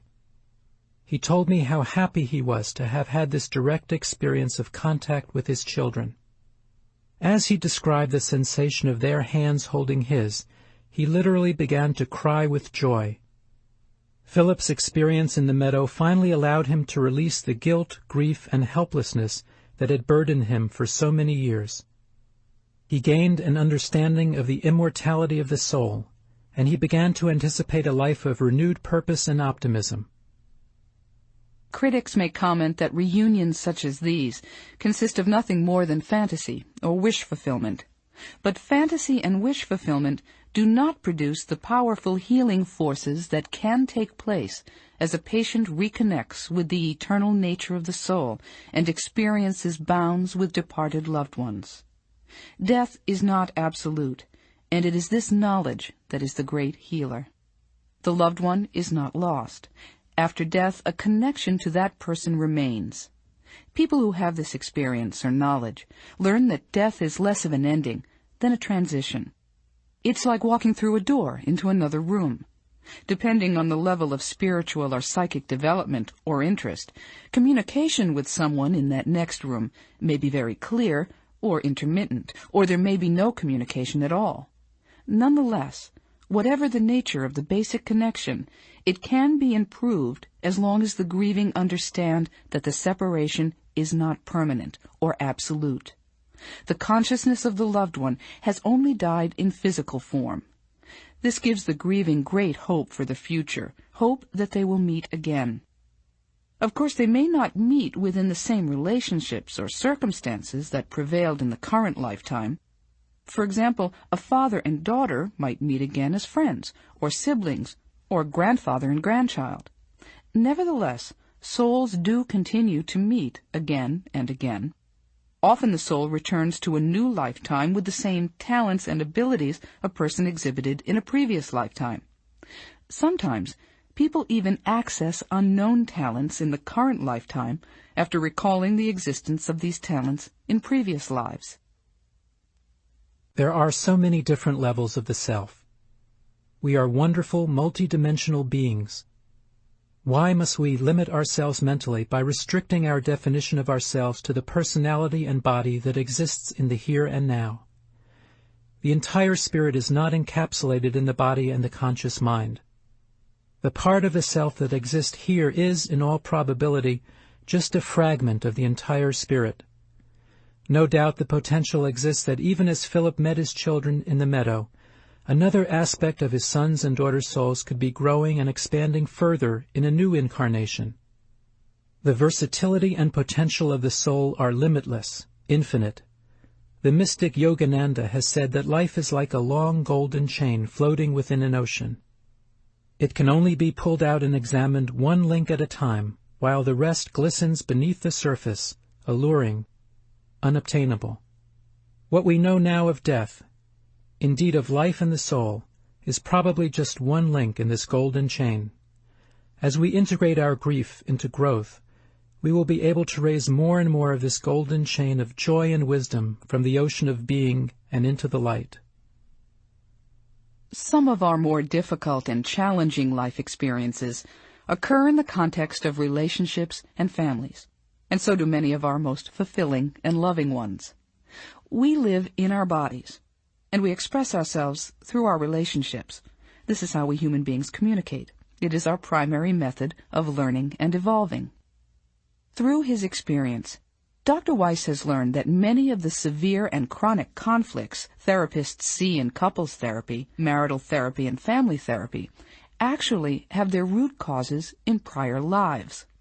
Therapy that explores other lifetimes, in addition to the present one, can resolve relationship conflicts that prove to be resistant to the usual therapeutic techniques.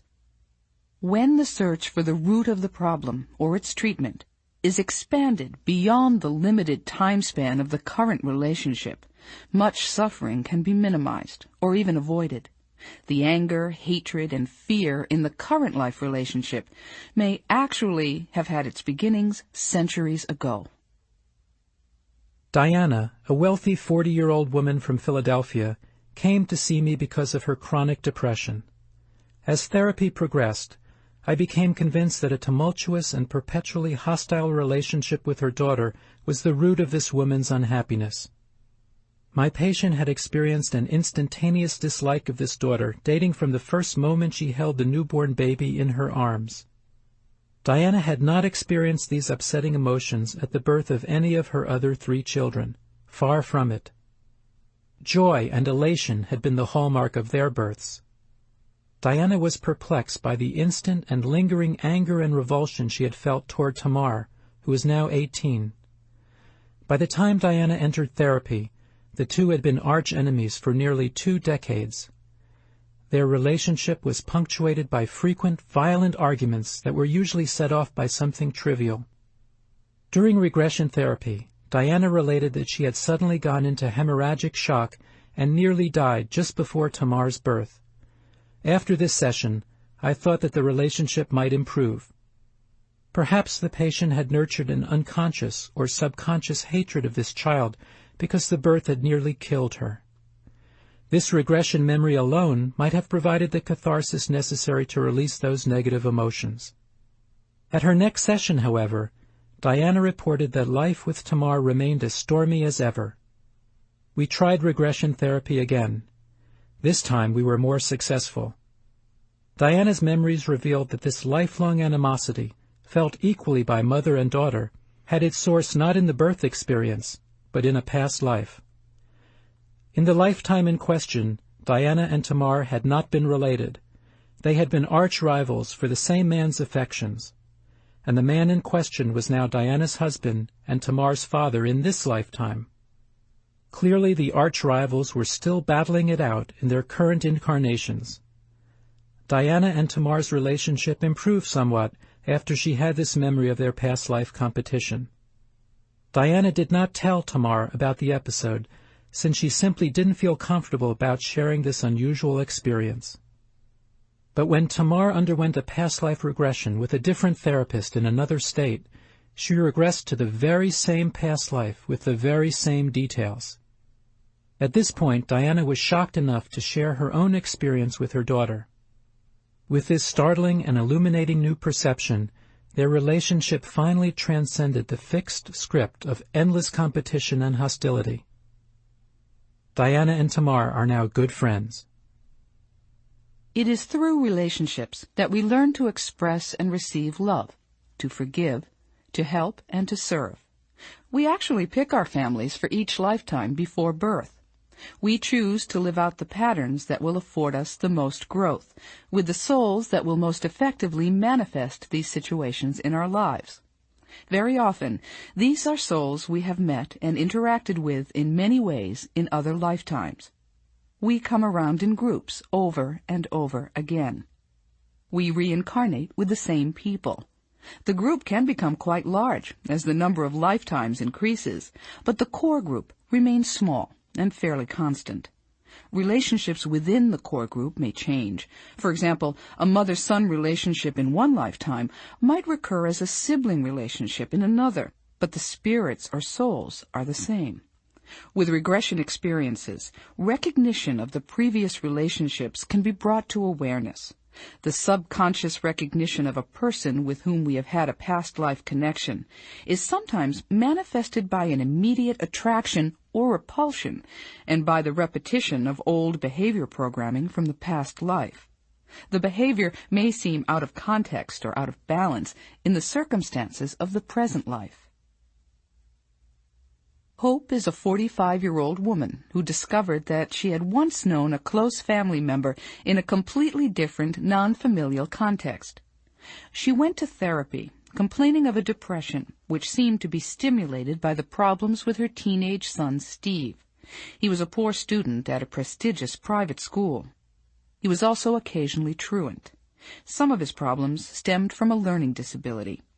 He also had a habit of speaking angrily to Hope, not listening to her, and testing her limits. This bothered Hope a great deal. Steve's problems did not seem inordinately severe to me. Hope appeared to be overreacting. But she felt she had to protect herself from Steve. He was depleting all of her energy. Both her depression and Steve's problems were quickly becoming more acute. Hope had become convinced that life was nothing but one long struggle that would always leave her anxious and sad. She was also becoming convinced that she had to leave her son to protect herself, that he was cheating her out of her own life. The relationship was permeating every aspect of her day. As a result, Hope felt exhausted, almost as though she were seeping away. She was truly at the end of her rope. However, as I interviewed Hope, it became clear to me that her feelings of struggle and hopelessness had not originated with her son. Her father had left the family when Hope was 5. Hope's mother had died when she was 7, orphaning Hope and her younger brother. For 2 years, Hope and her brother had been homeless. They cleaned and did chores for strangers in exchange for food and clothing, supplementing these earnings with what they found scavenging on the street.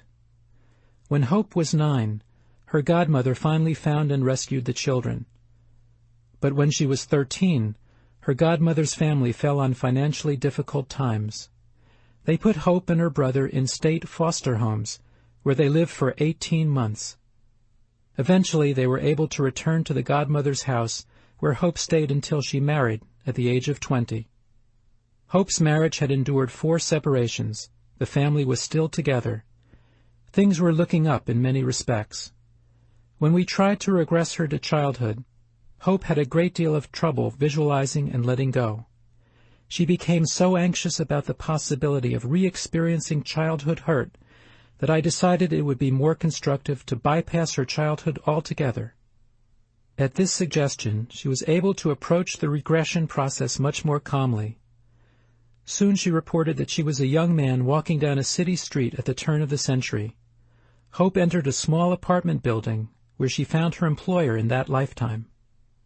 There she angrily and suddenly confronted the man, telling him that she had realized he had been taking advantage of her, paying her almost nothing, and advancing other employees at her expense.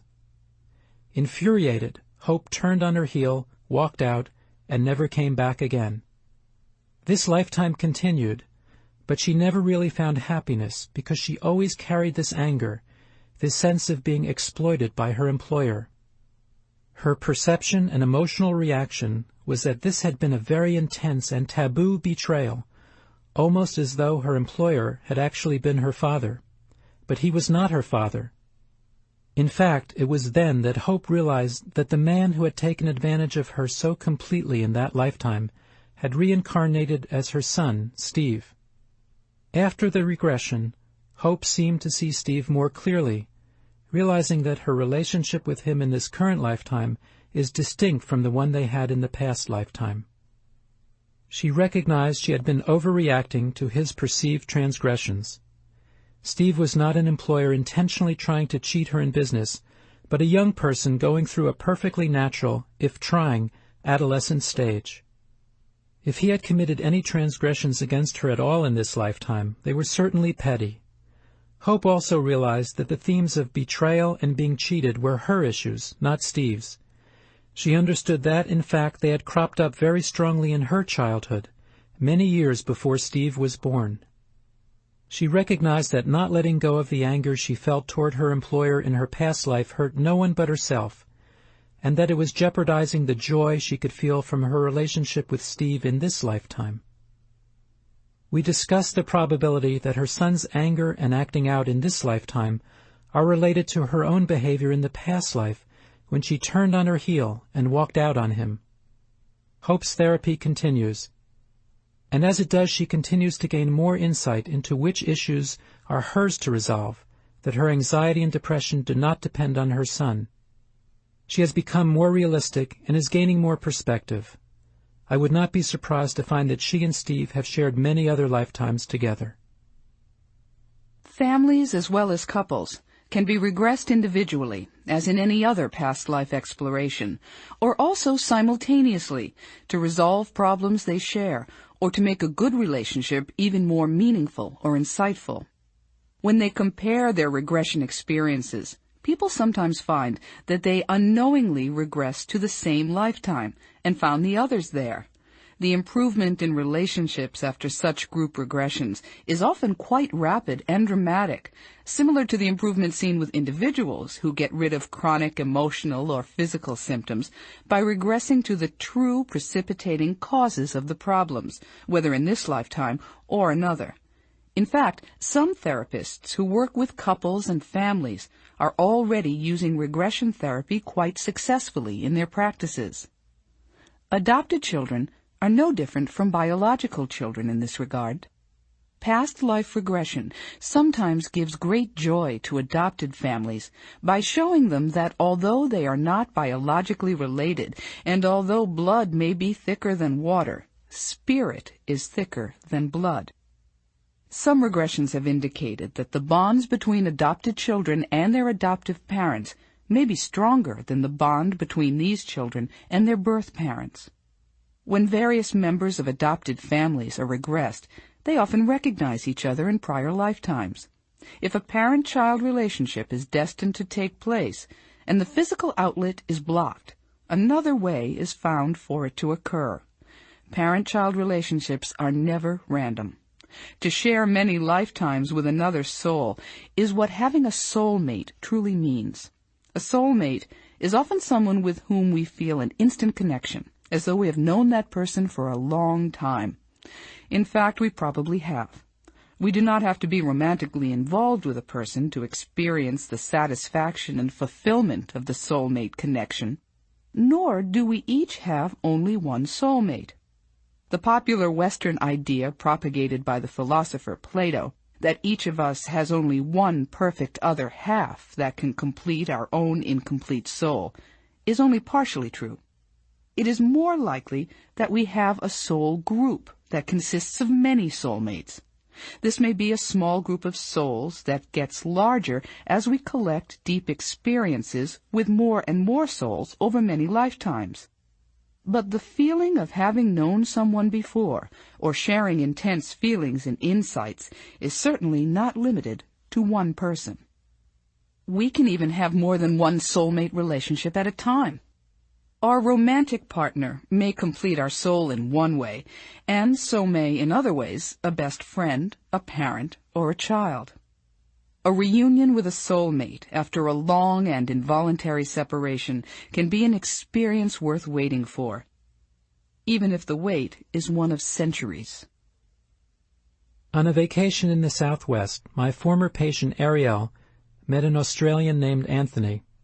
Both were emotionally mature individuals who had been married before. They quickly fell in love and became engaged. Back in Miami, Ariel suggested that Anthony have a regression session with me just to see if he could have the experience and to see what came up. They were both curious to find out whether Ariel would appear in any way in Anthony's regression. Anthony turned out to be a superb regression subject. Almost instantly, he returned to a very vivid North African lifetime around the time of Hannibal, 2,000 years ago. In that lifetime, Anthony had been a member of a very advanced civilization. They were gold smelters who had the ability to use liquid fire as a weapon by spreading it on the surface of rivers. Anthony was a young man in his mid-20s. His tribe was in the midst of a 40-day war with a neighboring tribe. They were vastly outnumbered. 100,000 of the enemy tribe were crossing a large river on ropes, carrying swords and hatchets, as Anthony and his people spread liquid fire on the river, hoping it would reach the attackers before they reached the shore. To protect the women and children, Anthony's tribe put them in large boats with violet sails in the middle of a huge lake. Among them was Anthony's young and beloved fiancée, who was perhaps 17 or 18 years old. When the liquid fire suddenly burned out of control, the boats caught fire. Most of the tribe's women and children perished in this tragic accident, including Anthony's fiancée, who was his great passion. This tragedy broke the morale of the warriors, and they were soon defeated. Anthony was one of the few who escaped the slaughter. Eventually he escaped to a secret passageway that led to a warren of rooms underneath the large temple where the tribe's treasures were stored. There he found one other living person, his king. The king commanded Anthony to kill him, and Anthony, a loyal soldier, complied against his will. After the king's death, Anthony was all alone in the dark temple, where he used his time to write the history of his people on gold leaf and to seal the writings in large urns. It was here that he eventually died of starvation and grief over the loss of his fiancée and his people. There was one more detail. His fiancée in that lifetime reincarnated as Ariel in this lifetime. The two of them reunited as lovers after 2,000 years. Finally, the long-postponed wedding would take place. Anthony and Ariel had only been separated for 1 hour when he stepped out of my office, but the power of their reunion was such that it was as if they had not seen each other for over 2,000 years. In I'm Okay, You're Okay, Dr. Eric Byrne explained that every individual was once younger than he is now, and that he carries within him fixated relics from earlier years, which will be activated under certain circumstances. That is to say, that everyone carries a little boy or girl around inside of him. This is referred to as his or her inner child. When childhood pain has not been resolved and emerges in the adult, it can produce a whole host of symptoms, including guilt, shame, depression, low self-esteem, and self-destructive behaviors. When people exhibit childish behavior, such as pouting, temper tantrums, and seeking excessive attention, the inner child is being triggered. If these triggering mechanisms are not brought into awareness, the maladaptive behavior that the patient suffered as a child can be turned against himself or herself. It can also be inflicted on others. Especially vulnerable are the patient's own children. For example, it is often found that an abusive parent was himself abused as a child. But sometimes the release of these emotional and moving childhood memories are not enough. Sometimes the roots of the pain go even further back. Linda is an attractive 35-year-old attorney from a small town in central Pennsylvania. She is divorced from a psychologically abusive husband. Linda came to Dr. Weiss's office well-dressed in a navy blue suit and an open-necked blouse. She wore no jewelry except for a large diamond ring. Linda seemed cool and controlled and effortlessly projected the image of a successful female professional. Our first session got underway, and Linda recounted her history. I was surprised by the violence of her childhood, by the volcanic rumblings under that cool exterior. Linda had no memories of her life before she was 8 years old. She could not even picture what her parents looked like when she was young. The oldest of 5 children, Linda related how her father had beaten her with belts, fists, coat hangers, and wooden beams. He had frequently choked her, calling her whore, sleaze, bitch, when she was just a young girl. Linda's mother told her that the beatings had started at a very early age. At times her mother had joined in, beating her daughter and scratching her with her fingernails. Linda had also been repeatedly sexually molested by an uncle, with her parents' knowledge. As I began to comprehend the level of abuse this young child had endured, I started to feel a twinge of nausea. Even as a child, Linda had been so responsible that she had assumed the role of a surrogate mother to her younger siblings and had tried to protect them from being treated in the same way. As a result, she had suffered the brunt of her parents' abuse. Linda had even called the Child Welfare Department several times in order to get the state to intervene and to protect the children, but to no avail. Her parents denied all the allegations. Then, when the investigating social worker left, Linda's father beat her nearly to the point of unconsciousness. During her teenage years, Linda had developed asthma. She also had a chronic, severe fear of choking. She could not tolerate wearing anything around her neck, not jewelry, not a scarf, not even a sweater. The necklines of her clothes were stretched from her pulling on them. She could never button the top button of any blouse she was wearing. Linda had tried to run away from home several times, but there was no place to go. Finally, she went away to college and married at a young age to ensure that she would never have to go home again. During that first session, I began to try to unravel the threads of Linda's tortured history, but Linda could remember nothing before the 4th grade. I wasn't surprised. Such a memory loss can be a merciful thing, especially when the past has been so violent and abusive. But Linda was unhappy, frightened, and beset by a myriad of symptoms, such as recurring nightmares, phobias, and sudden panic attacks, as well as an overwhelming dread of choking and of having anyone or anything touch her neck. I knew we would have to explore her past. Linda came in for her second session, eager to try hypnosis. She quickly reached a moderately deep level of trance state. I guided her back to her childhood, and Linda could now remember more details of the 4th grade, such as her classroom and her kindly teacher. Now she could finally picture her father's face as he appeared when she was 8. She began to sob. I worked with the inner child, instructing Linda to send her adult self back to hug, talk to, comfort, and rescue the vulnerable 8-year-old. She was filled with fear, relief, and gratitude, and she was comforted. She attempted to understand and to forgive her father. I then used techniques I had developed over the years to help her release the fears, to see things from the adult's perspective. I used the methods of people who have worked with the vulnerable, frightened inner child.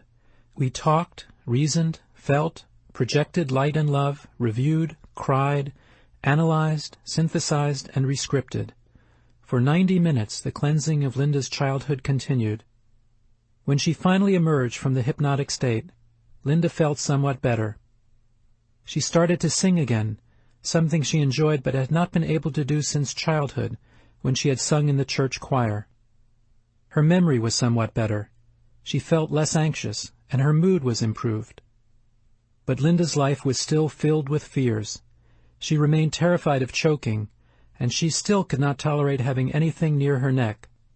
Her asthma persisted. We had more work to do. At her 3rd session, I used a rapid induction technique that produces a deep level of hypnosis within 30 seconds. Linda was immediately racked with sobs and began to arch her neck. She screamed that someone was grabbing her hair and pulling her head back. She said they were going to guillotine her. She had gone directly to a death experience. I assumed Linda was in France, but she corrected me. She was in England. This confused me, as I had assumed that guillotining only happened in France, but that evening I researched the topic and found out that for a brief time guillotining was also practiced in England, Scotland, and various other European countries. From the trance state, Linda watched herself being decapitated. She told me that she had a 5-year-old daughter in that lifetime, and this child was in the crowd, also watching. After the beheading, Linda's head was put into a burlap sack and thrown into the nearby river. We went through the death scene several times, lessening the emotion each time, until she could calmly tell me everything that had happened. Her heart was broken because she had to leave her young daughter. A few moments passed. I could see her eyelids fluttering, and her eyes moving under closed lids as she seemed to be scanning something. Suddenly she was sobbing again, thrashing her head from side to side. She yelled that it was him. It was her father. I knew Linda meant her father in her current life, a fact she confirmed to me after the regression was over. She explained that he was her husband, and that he had arranged her execution so that he could be with another woman. He had had her killed. Now she understood why her mother had said that Linda had seemed to hate her father from the moment she was born. She would cry and scream when he picked her up. She would stop when he put her down. Now it made sense to her. Linda remembered 2 other past lives during this session. Several centuries ago, she had been an Italian woman who was happily married to her present-life grandfather. She could vividly see herself in the boat the couple had owned. She was wearing a white dress, and her long dark hair billowed in the breeze. This life had been a happy one, filled with love, and she had died peacefully at an old age. In her current lifetime, Linda has a very warm and loving relationship with her grandfather. In a glimpse of a 3rd lifetime, she saw herself on a large farm with haystacks and a windmill. She was an old lady with a large family. I asked Linda what she needed to learn from these lifetimes. She quickly answered from the higher perspective of her superconscious mind, saying that she had to learn to forgive and not to hate. The energy of her hate and that of her father's violent anger was what had drawn them together again in this lifetime, and the consequences had been disastrous.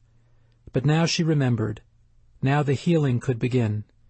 Linda could understand why she had immediately rejected her father, and why he, tapping a wellspring of guilt, shame, and violence, had repeatedly erupted into a torrent of abusiveness. Now she could begin to forgive. When the regression was over, I asked Linda to button the top button of her blouse. She did so without hesitation and without a hint of anxiety or fear. She was cured.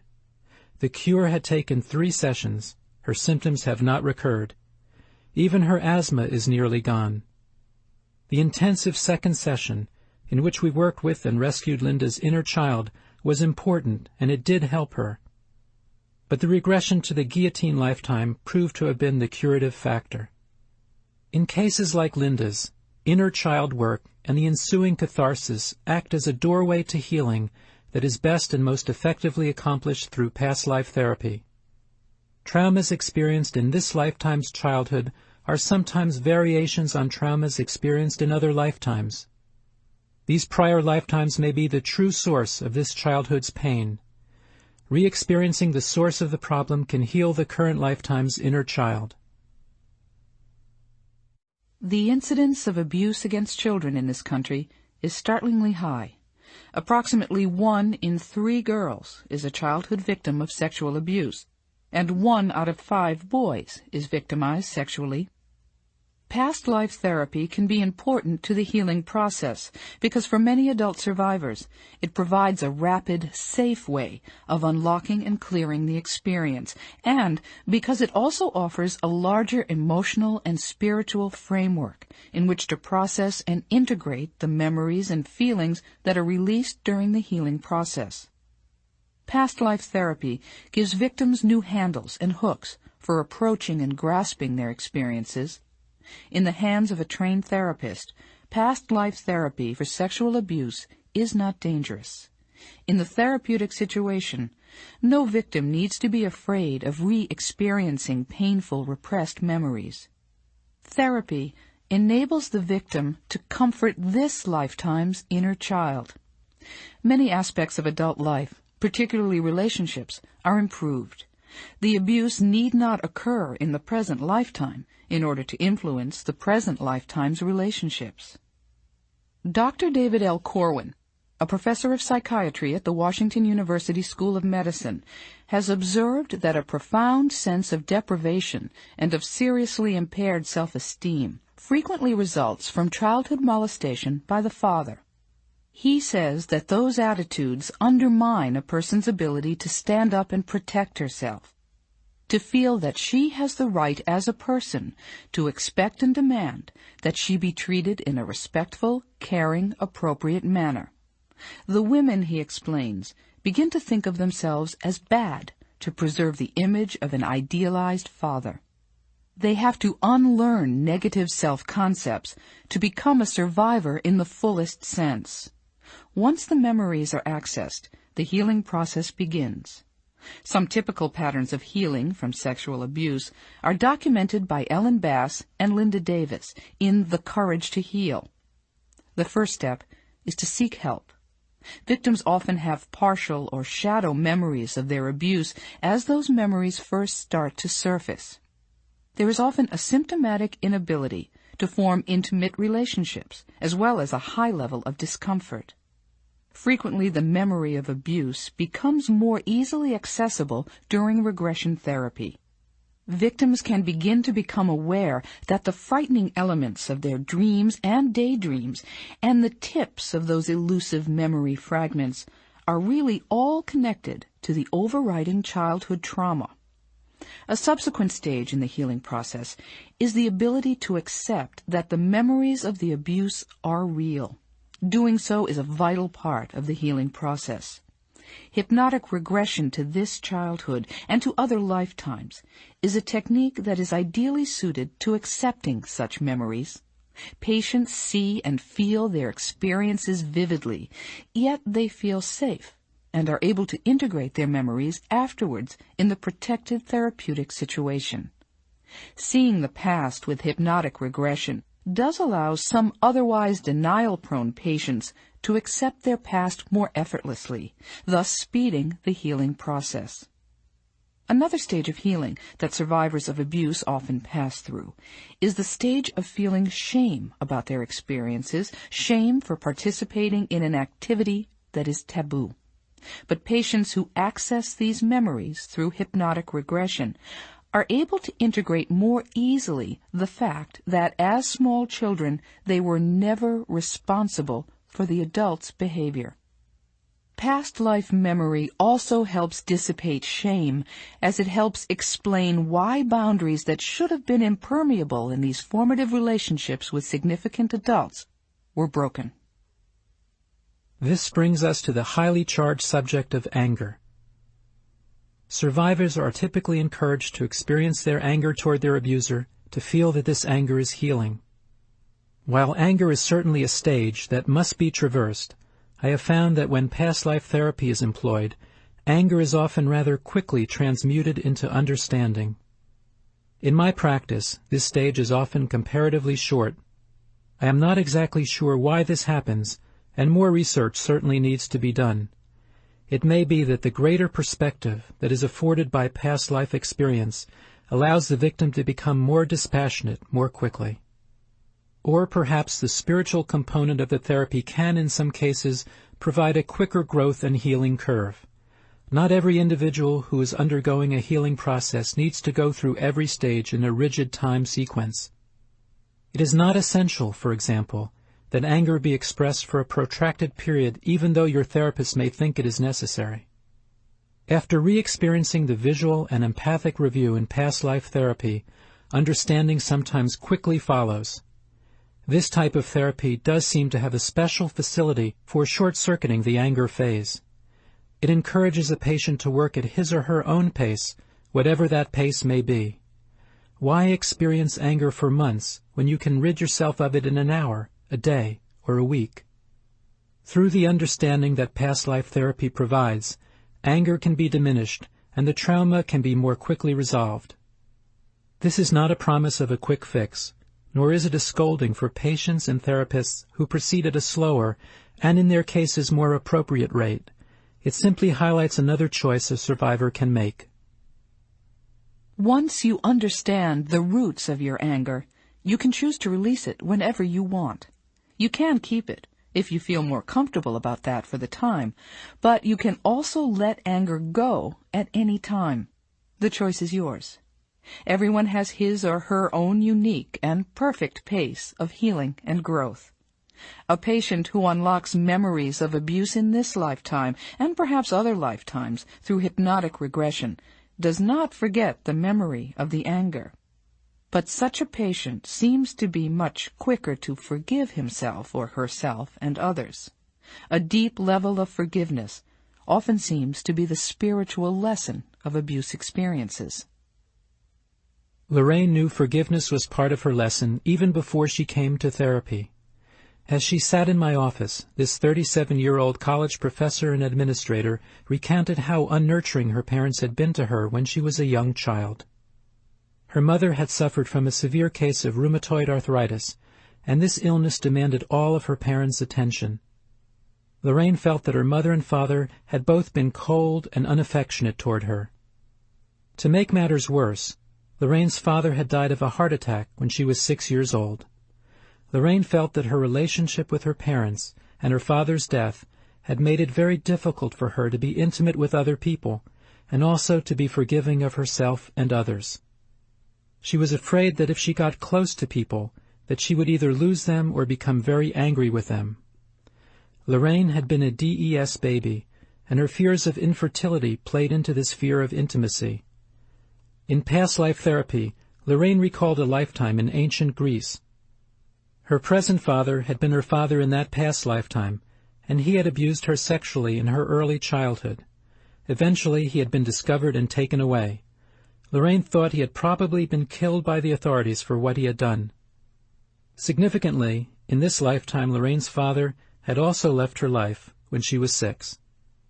Mixed in with her anger, Lorraine also felt a great deal of guilt that she had been the cause of her father's punishment in the Greek lifetime. She realized that in this present lifetime, she felt not only angry towards her father, but guilty about feeling angry. She could see that the pattern of abuse was in fact an old one, and that she had to forgive herself and him in order to let go of the anger. It was also clear that Lorraine's inability to forgive in other relationships was tied up with being abused by her father in her past lifetime. Lorraine recognized that she actually had to forgive her father twice for leaving her at such an early age. She is working on that now and is feeling much better about her relationship with him in this lifetime. Her feelings of both abandonment and anger are abating. She has come to realize that experiencing a fatal heart attack is not the same as being taken away for committing abuse. She believes that, in a way, he was forced to leave her again when she was 6, as a kind of repayment for the abuse he had committed in the other lifetime, and that, in fact, he had not wanted to leave her at all. She has also seen that the character of her father in this lifetime was a vast improvement over his character in the Greek lifetime. This, too, was healing. Lorraine has become very sympathetic and compassionate about her father's difficult path of growth. Her ability to be understanding and feel forgiveness came quickly, largely from being able to see her father's flow of lifetimes. Simply perceiving an overall purpose or logic to events that have been painful can be enough to heal. You can release anger and replace it with forgiveness. This process is not necessarily logical, but I have seen it take place many times. Lorraine is also now much less fearful of intimacy than before. She now knows that her father's abandonment and abuse took place in a very specific situation. It was not due to a defect or impairment in her. Therefore, she has no reason to believe that others will also leave her. Past life therapy fosters greater awareness of larger issues and more complex and expansive situations. When the shadows are there and memories aren't clear, there is nothing tangible to grieve or release. But when appropriate memories are recalled, an abuse victim has a place to push off from into future growth. It is important for victims of abuse to remember that even in these challenging circumstances, the soul is never harmed. The spirit is indestructible and immortal. Although past life therapy can heal significant physical and emotional problems quickly and deeply, it is not necessary to have a serious problem to benefit from this process. Many productive, highly functioning people suffering from seemingly minor problems and worries can also profit. Past life therapy can unleash sources of hidden strength. Many people can benefit from the ability of past life therapy to pinpoint the source of distortions in self-perception, and in offering a direct personal experience of spirituality and higher wisdom. Past life therapy can replace vague feelings of lack of purpose and unhappiness with a new sense of serenity and direction. If you have a creative block, past life therapy can sometimes reveal the prior life source of the block. It also removes it, leaving you with a new avenue of creativity, empowerment, and play. Sometimes past life regression is the beginning of a spiritual path that brings not only understanding and special talents to consciousness, but it can also bring peace, bliss, inner joy, and wisdom to the most mundane and unexpected moments of life. As an unforeseen result of past life therapy, many people have become oriented towards spirituality or metaphysics without withdrawing in any way from productive careers or existing relationships. In fact, the other aspects of their lives have also improved and strengthened as a result of their spiritual growth. Many of them report more peak or transcendent experiences, more intuitive knowledge that leads them to betterment of both their inner and outer lives. It also leads them to more peace, calm, and centeredness in their lives no matter what the circumstances. There are times when it is not necessary or even recommended to begin the path to inner peace with past life regression therapy. Sometimes hypnosis reveals a different path to be taken. Occasionally a highly functioning, happy person comes to my office because of curiosity or just for the experience. Often such a patient has excellent results, but sometimes these patients are not successful. Frequently there is a reason memories are not forthcoming. Sometimes these patients are trying too hard. The very act of trying is a conscious behavior that can block the subconscious from coming through. This block is easily overcome, however, as the patient relaxes and becomes more skilled at being passively receptive. Sometimes there is the fear of reliving a death experience. Patients must remember that they can choose whether to go through a death experience or not, and if they do choose to, the majority of people do not find it traumatic. This makes the success rate even higher. But there are times when the patient has something more important to accomplish. Armando is a tax attorney from New Jersey. He is an elegant man, impeccably dressed and charming, his mind ever attentive and quick. He was not having any significant psychological or physical problems, but he desperately wanted the experience of a past life regression. Armando was both serious and seeking spiritual growth and experience. His personality style bordered on obsessive-compulsive. He had difficulty relaxing and preferred spending leisure time alone or with his wife, rather than with other people. Although always polite and considerate, he was not overly giving or charitable toward others. During our second session, I hypnotized Armando to a deep level. He experienced an ecstatic state filled with peace and love. He saw vivid colors, particularly purple, a deeply divine and holy color, a color which is traditionally associated with spirituality. But although he was trying very hard, he could not retrieve any memories at all of past life experiences. I gave Armando a regression tape to play at home. His wife, with whom I had not met, also listened to the tape. She had vivid visualizations of several past life scenes, and she recounted them to her envious husband. Armando had none. However, on the same tape, I instruct the listener to meet a wise person, a helper or guide, to ask a question of this person, and to listen for the answer. Out of Armando's purple light, his guide materialized. Armando's wise helper was a 19-year-old male with long blonde hair. He was wearing blue jeans and a lumberjack shirt. His name was Michael. The age, style, and dress of his guide were not those one would expect a formal person like Armando to conjure up or imagine. Even Armando was surprised. Michael was smiling. He put his arm around Armando and told him to lighten up and relax, not to be so serious. Whenever Armando listened to the tape, Michael would emerge out of this purple light and talk to him. He imparted spiritual advice, helped with practical wisdom regarding Armando's business and personal relationships, and made several accurate predictions of events which actually occurred over the next few days. But Armando still desperately wanted a past life regression. He partially minimized the beauty and importance of the encounters with Michael, his guide. Armando came in for his third session still complaining that he could not recall his past lives. He envied his wife's easy recollections. I hypnotized Armando to a deep level and had him find Michael. I told him to ask Michael why he couldn't remember his past lifetimes. Michael's answer was swift and to the point, as usual. He told Armando that he would be allowed to remember his lifetimes as a reward when he gave up his present fears. He told him that there was nothing to fear and that he should not be afraid of people. Michael explained to Armando that he should not worry about others, that they would be all right. Do not expect them to be perfect, Michael said.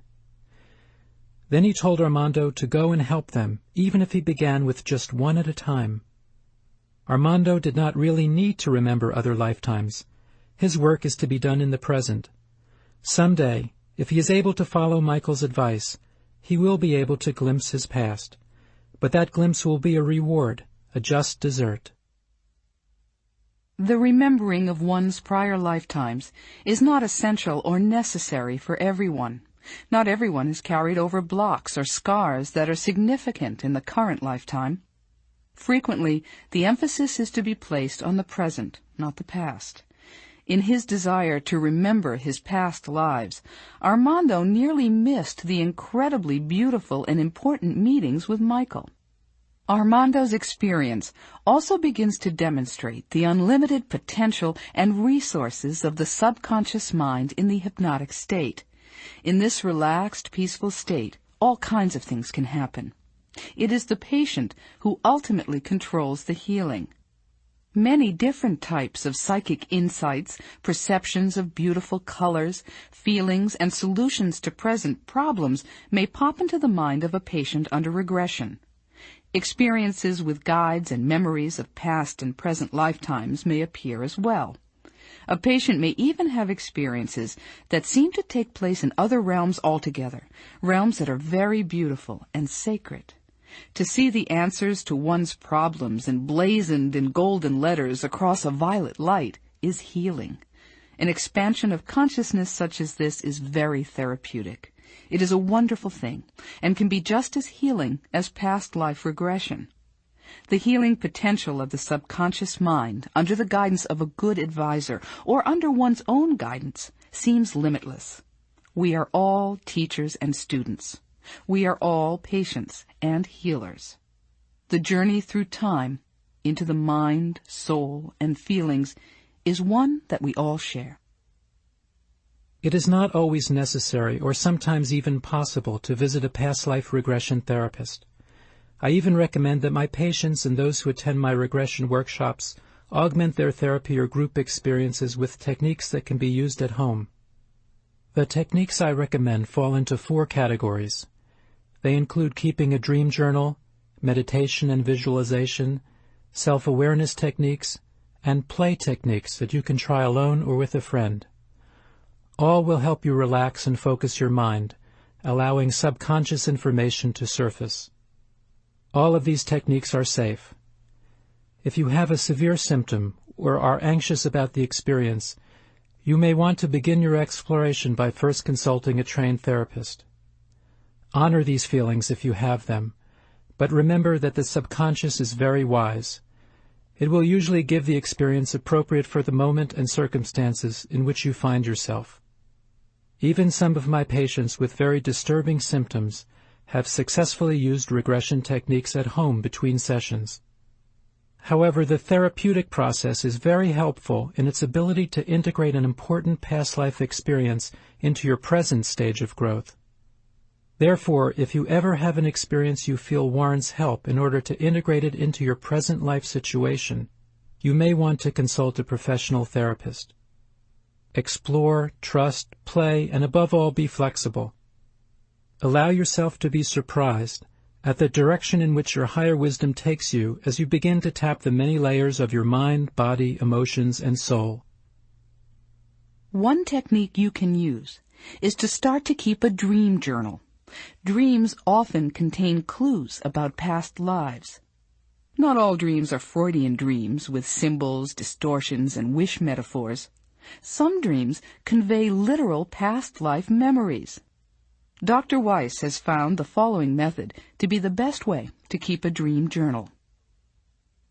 Upon awakening from sleep, lie quietly and try not to move. Try to remember your dream.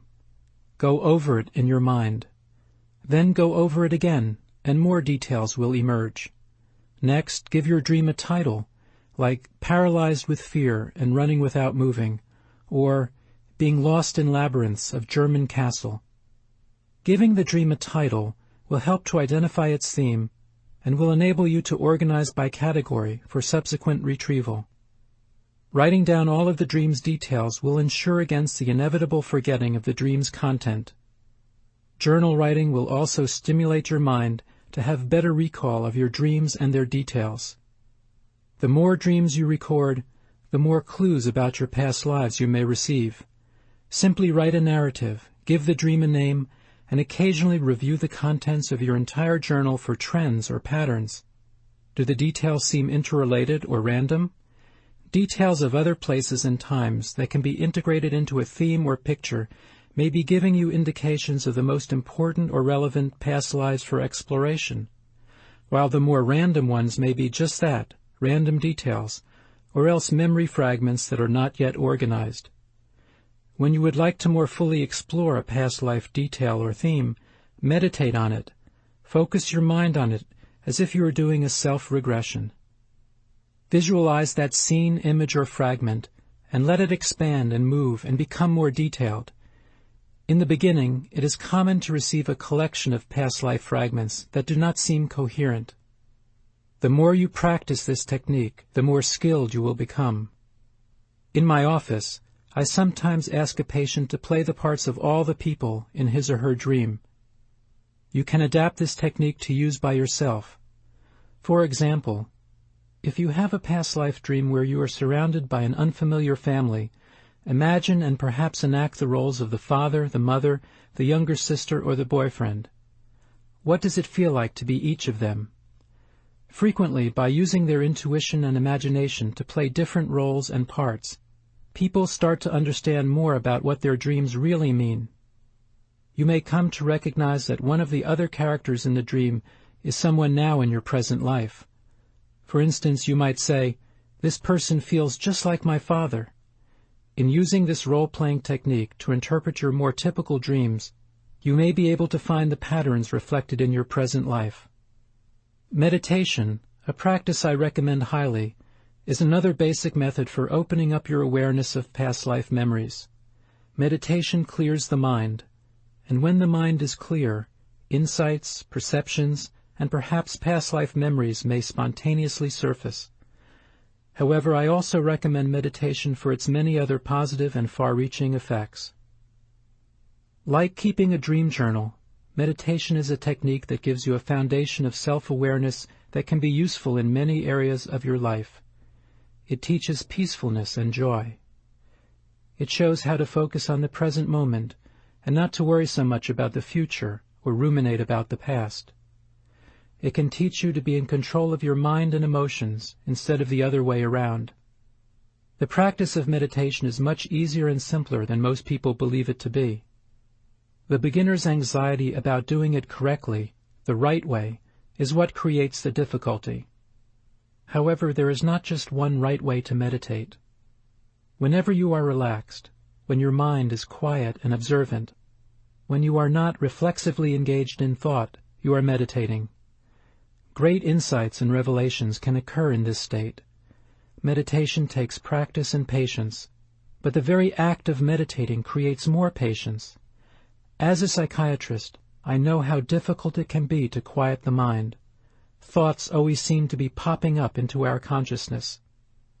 As a matter of fact, most of us are not even aware of these thoughts, or that we are constantly thinking, visualizing, or daydreaming. In my workshops, I ask people to close their eyes and think of nothing for 30 seconds. No thoughts, no images, just a blank mind. Almost no one can do this. After the 30 seconds are up, I ask people to tell me whether they had any thoughts, and if so, what they were.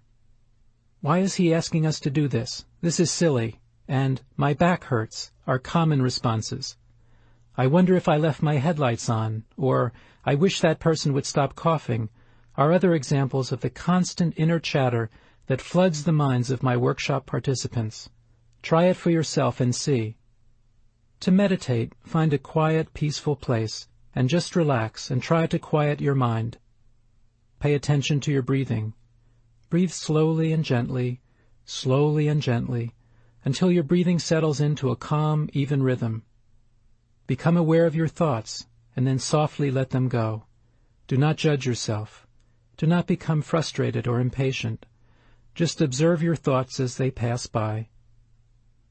As you do so, you will learn a great deal about yourself, and as you practice the techniques in this chapter and the next, you may access a past life memory. With time, meditating may enhance your success with other techniques of regression. Some people prefer to meditate by concentrating on a word, a number, or an object. Again, the specific technique does not matter. Some people prefer visualizing or picturing things in their mind's eye. Those who visualize are also meditating, but in a more guided way. Visualization can be used as a powerful healing technique to augment the body's immune system, accelerate natural homeostatic and healing mechanisms, and eliminate many types of illnesses. It can also be used to enhance a physical performance as a form of prayer, or even to reach transcendent states.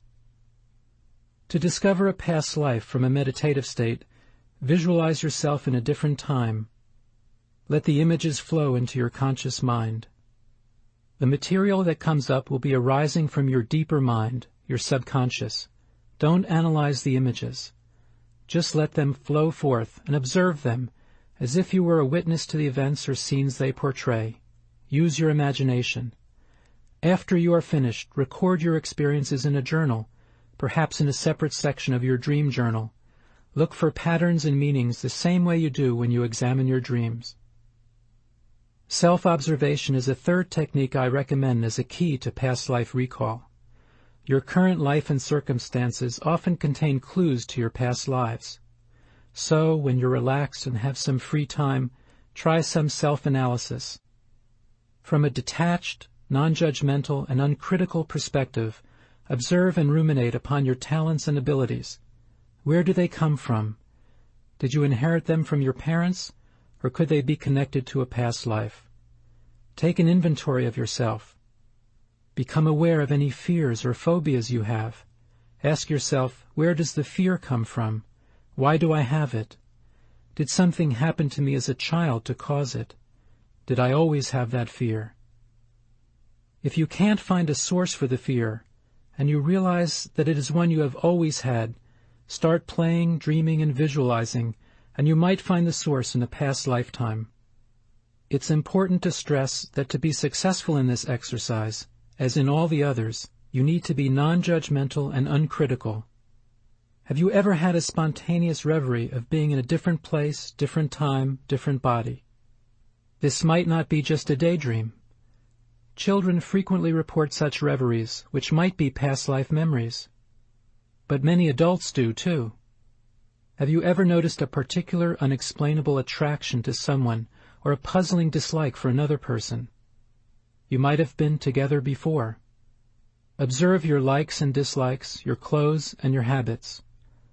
What are your dominant personality traits?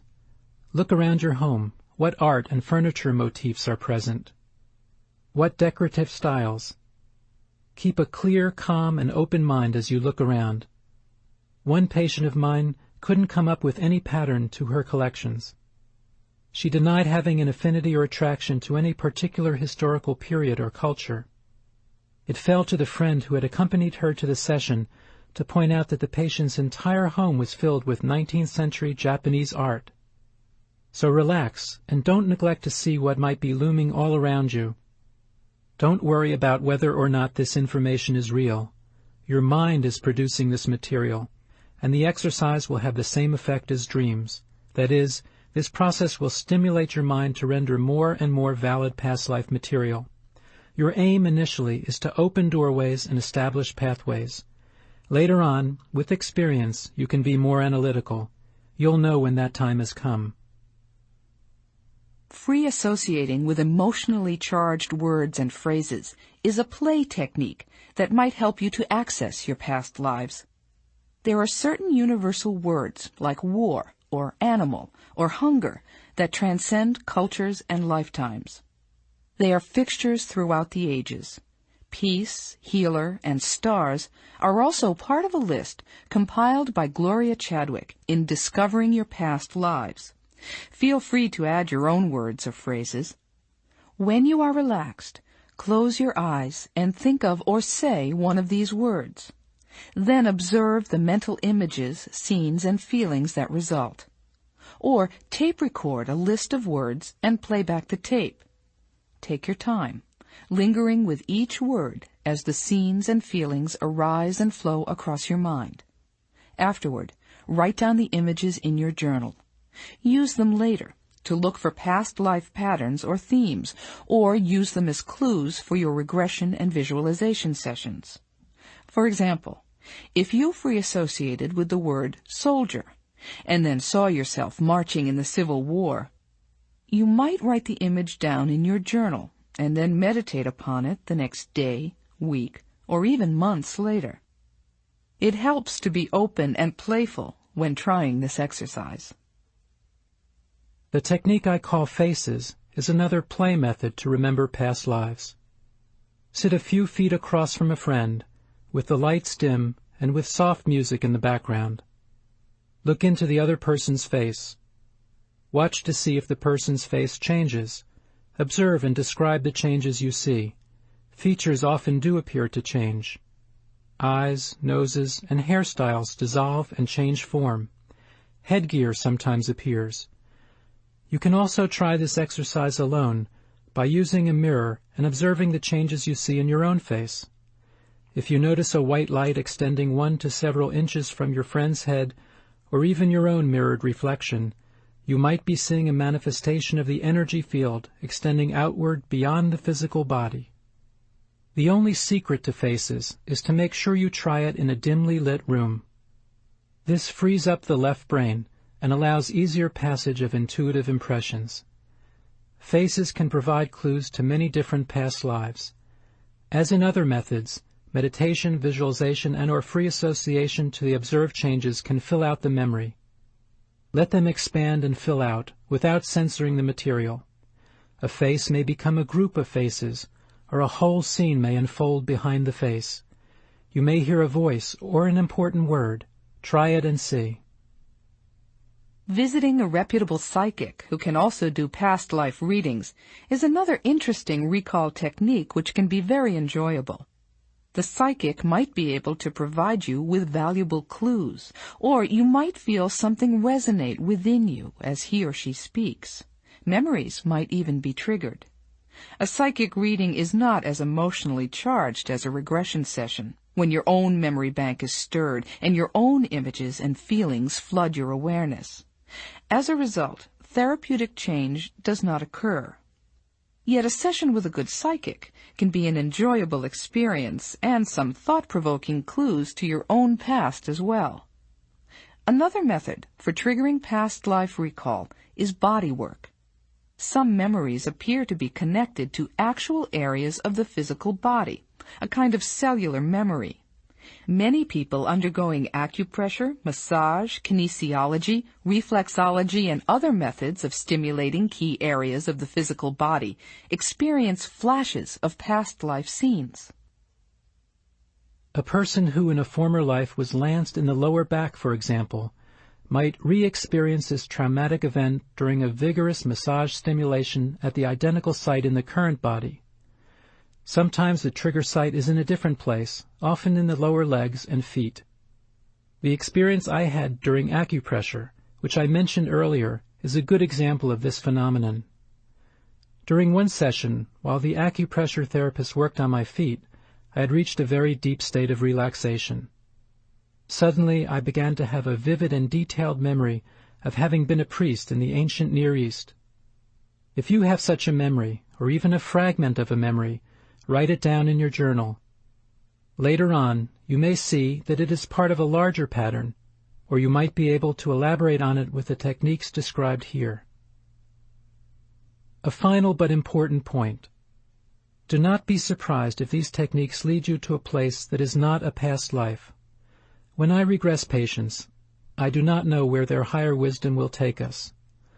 Often the destination is a past life or a series of past lives. But sometimes that destination is childhood, or a healing garden, or the mystical, light-filled place that seems to exist between lives. In every case, it will be your subconscious wisdom that decides the best place for you. Often, when conducting a regression, I feel as though I am only along for the ride. You may discover new places when you use these techniques. Allow yourself the possibility of being surprised by an unexpected experience. Often, these are the ones that induce the most growth. Instead of experiencing a past life, you may go to a place and read the mystical records, or you may meet a loved one in a garden who gives just one sentence of advice. You may even experience other realities, other dimensions, beyond the traditional reference points of space and time. Let your growth evolve in an intuitive, non-linear way, if that is the pattern that it takes. As long as you allow yourself to feel playful and non-judgmental about your experiences, you will always continue to grow. Remember, if something comes up that really troubles you, you can go to a therapist to resolve it. Most people, however, Remember experiences, whether from childhood or a past life or elsewhere, without significant discomfort or anxiety. You will never get stuck in the places you go. You will always have the option of opening your eyes or floating above your experience. You have the choice. Your subconscious mind is always in control. It is not going to allow something to happen that you cannot handle.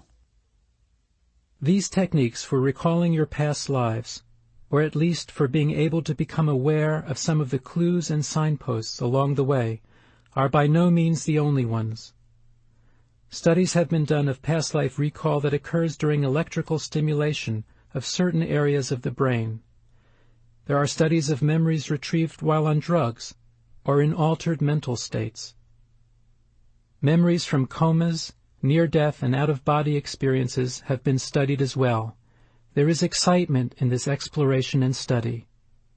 There is an exhilaration when you realize how much greater you are than your current confined ego or personality. The real you, the immortal you, is the you which is present from body to body, from life to life. How exciting it is to meet yourself.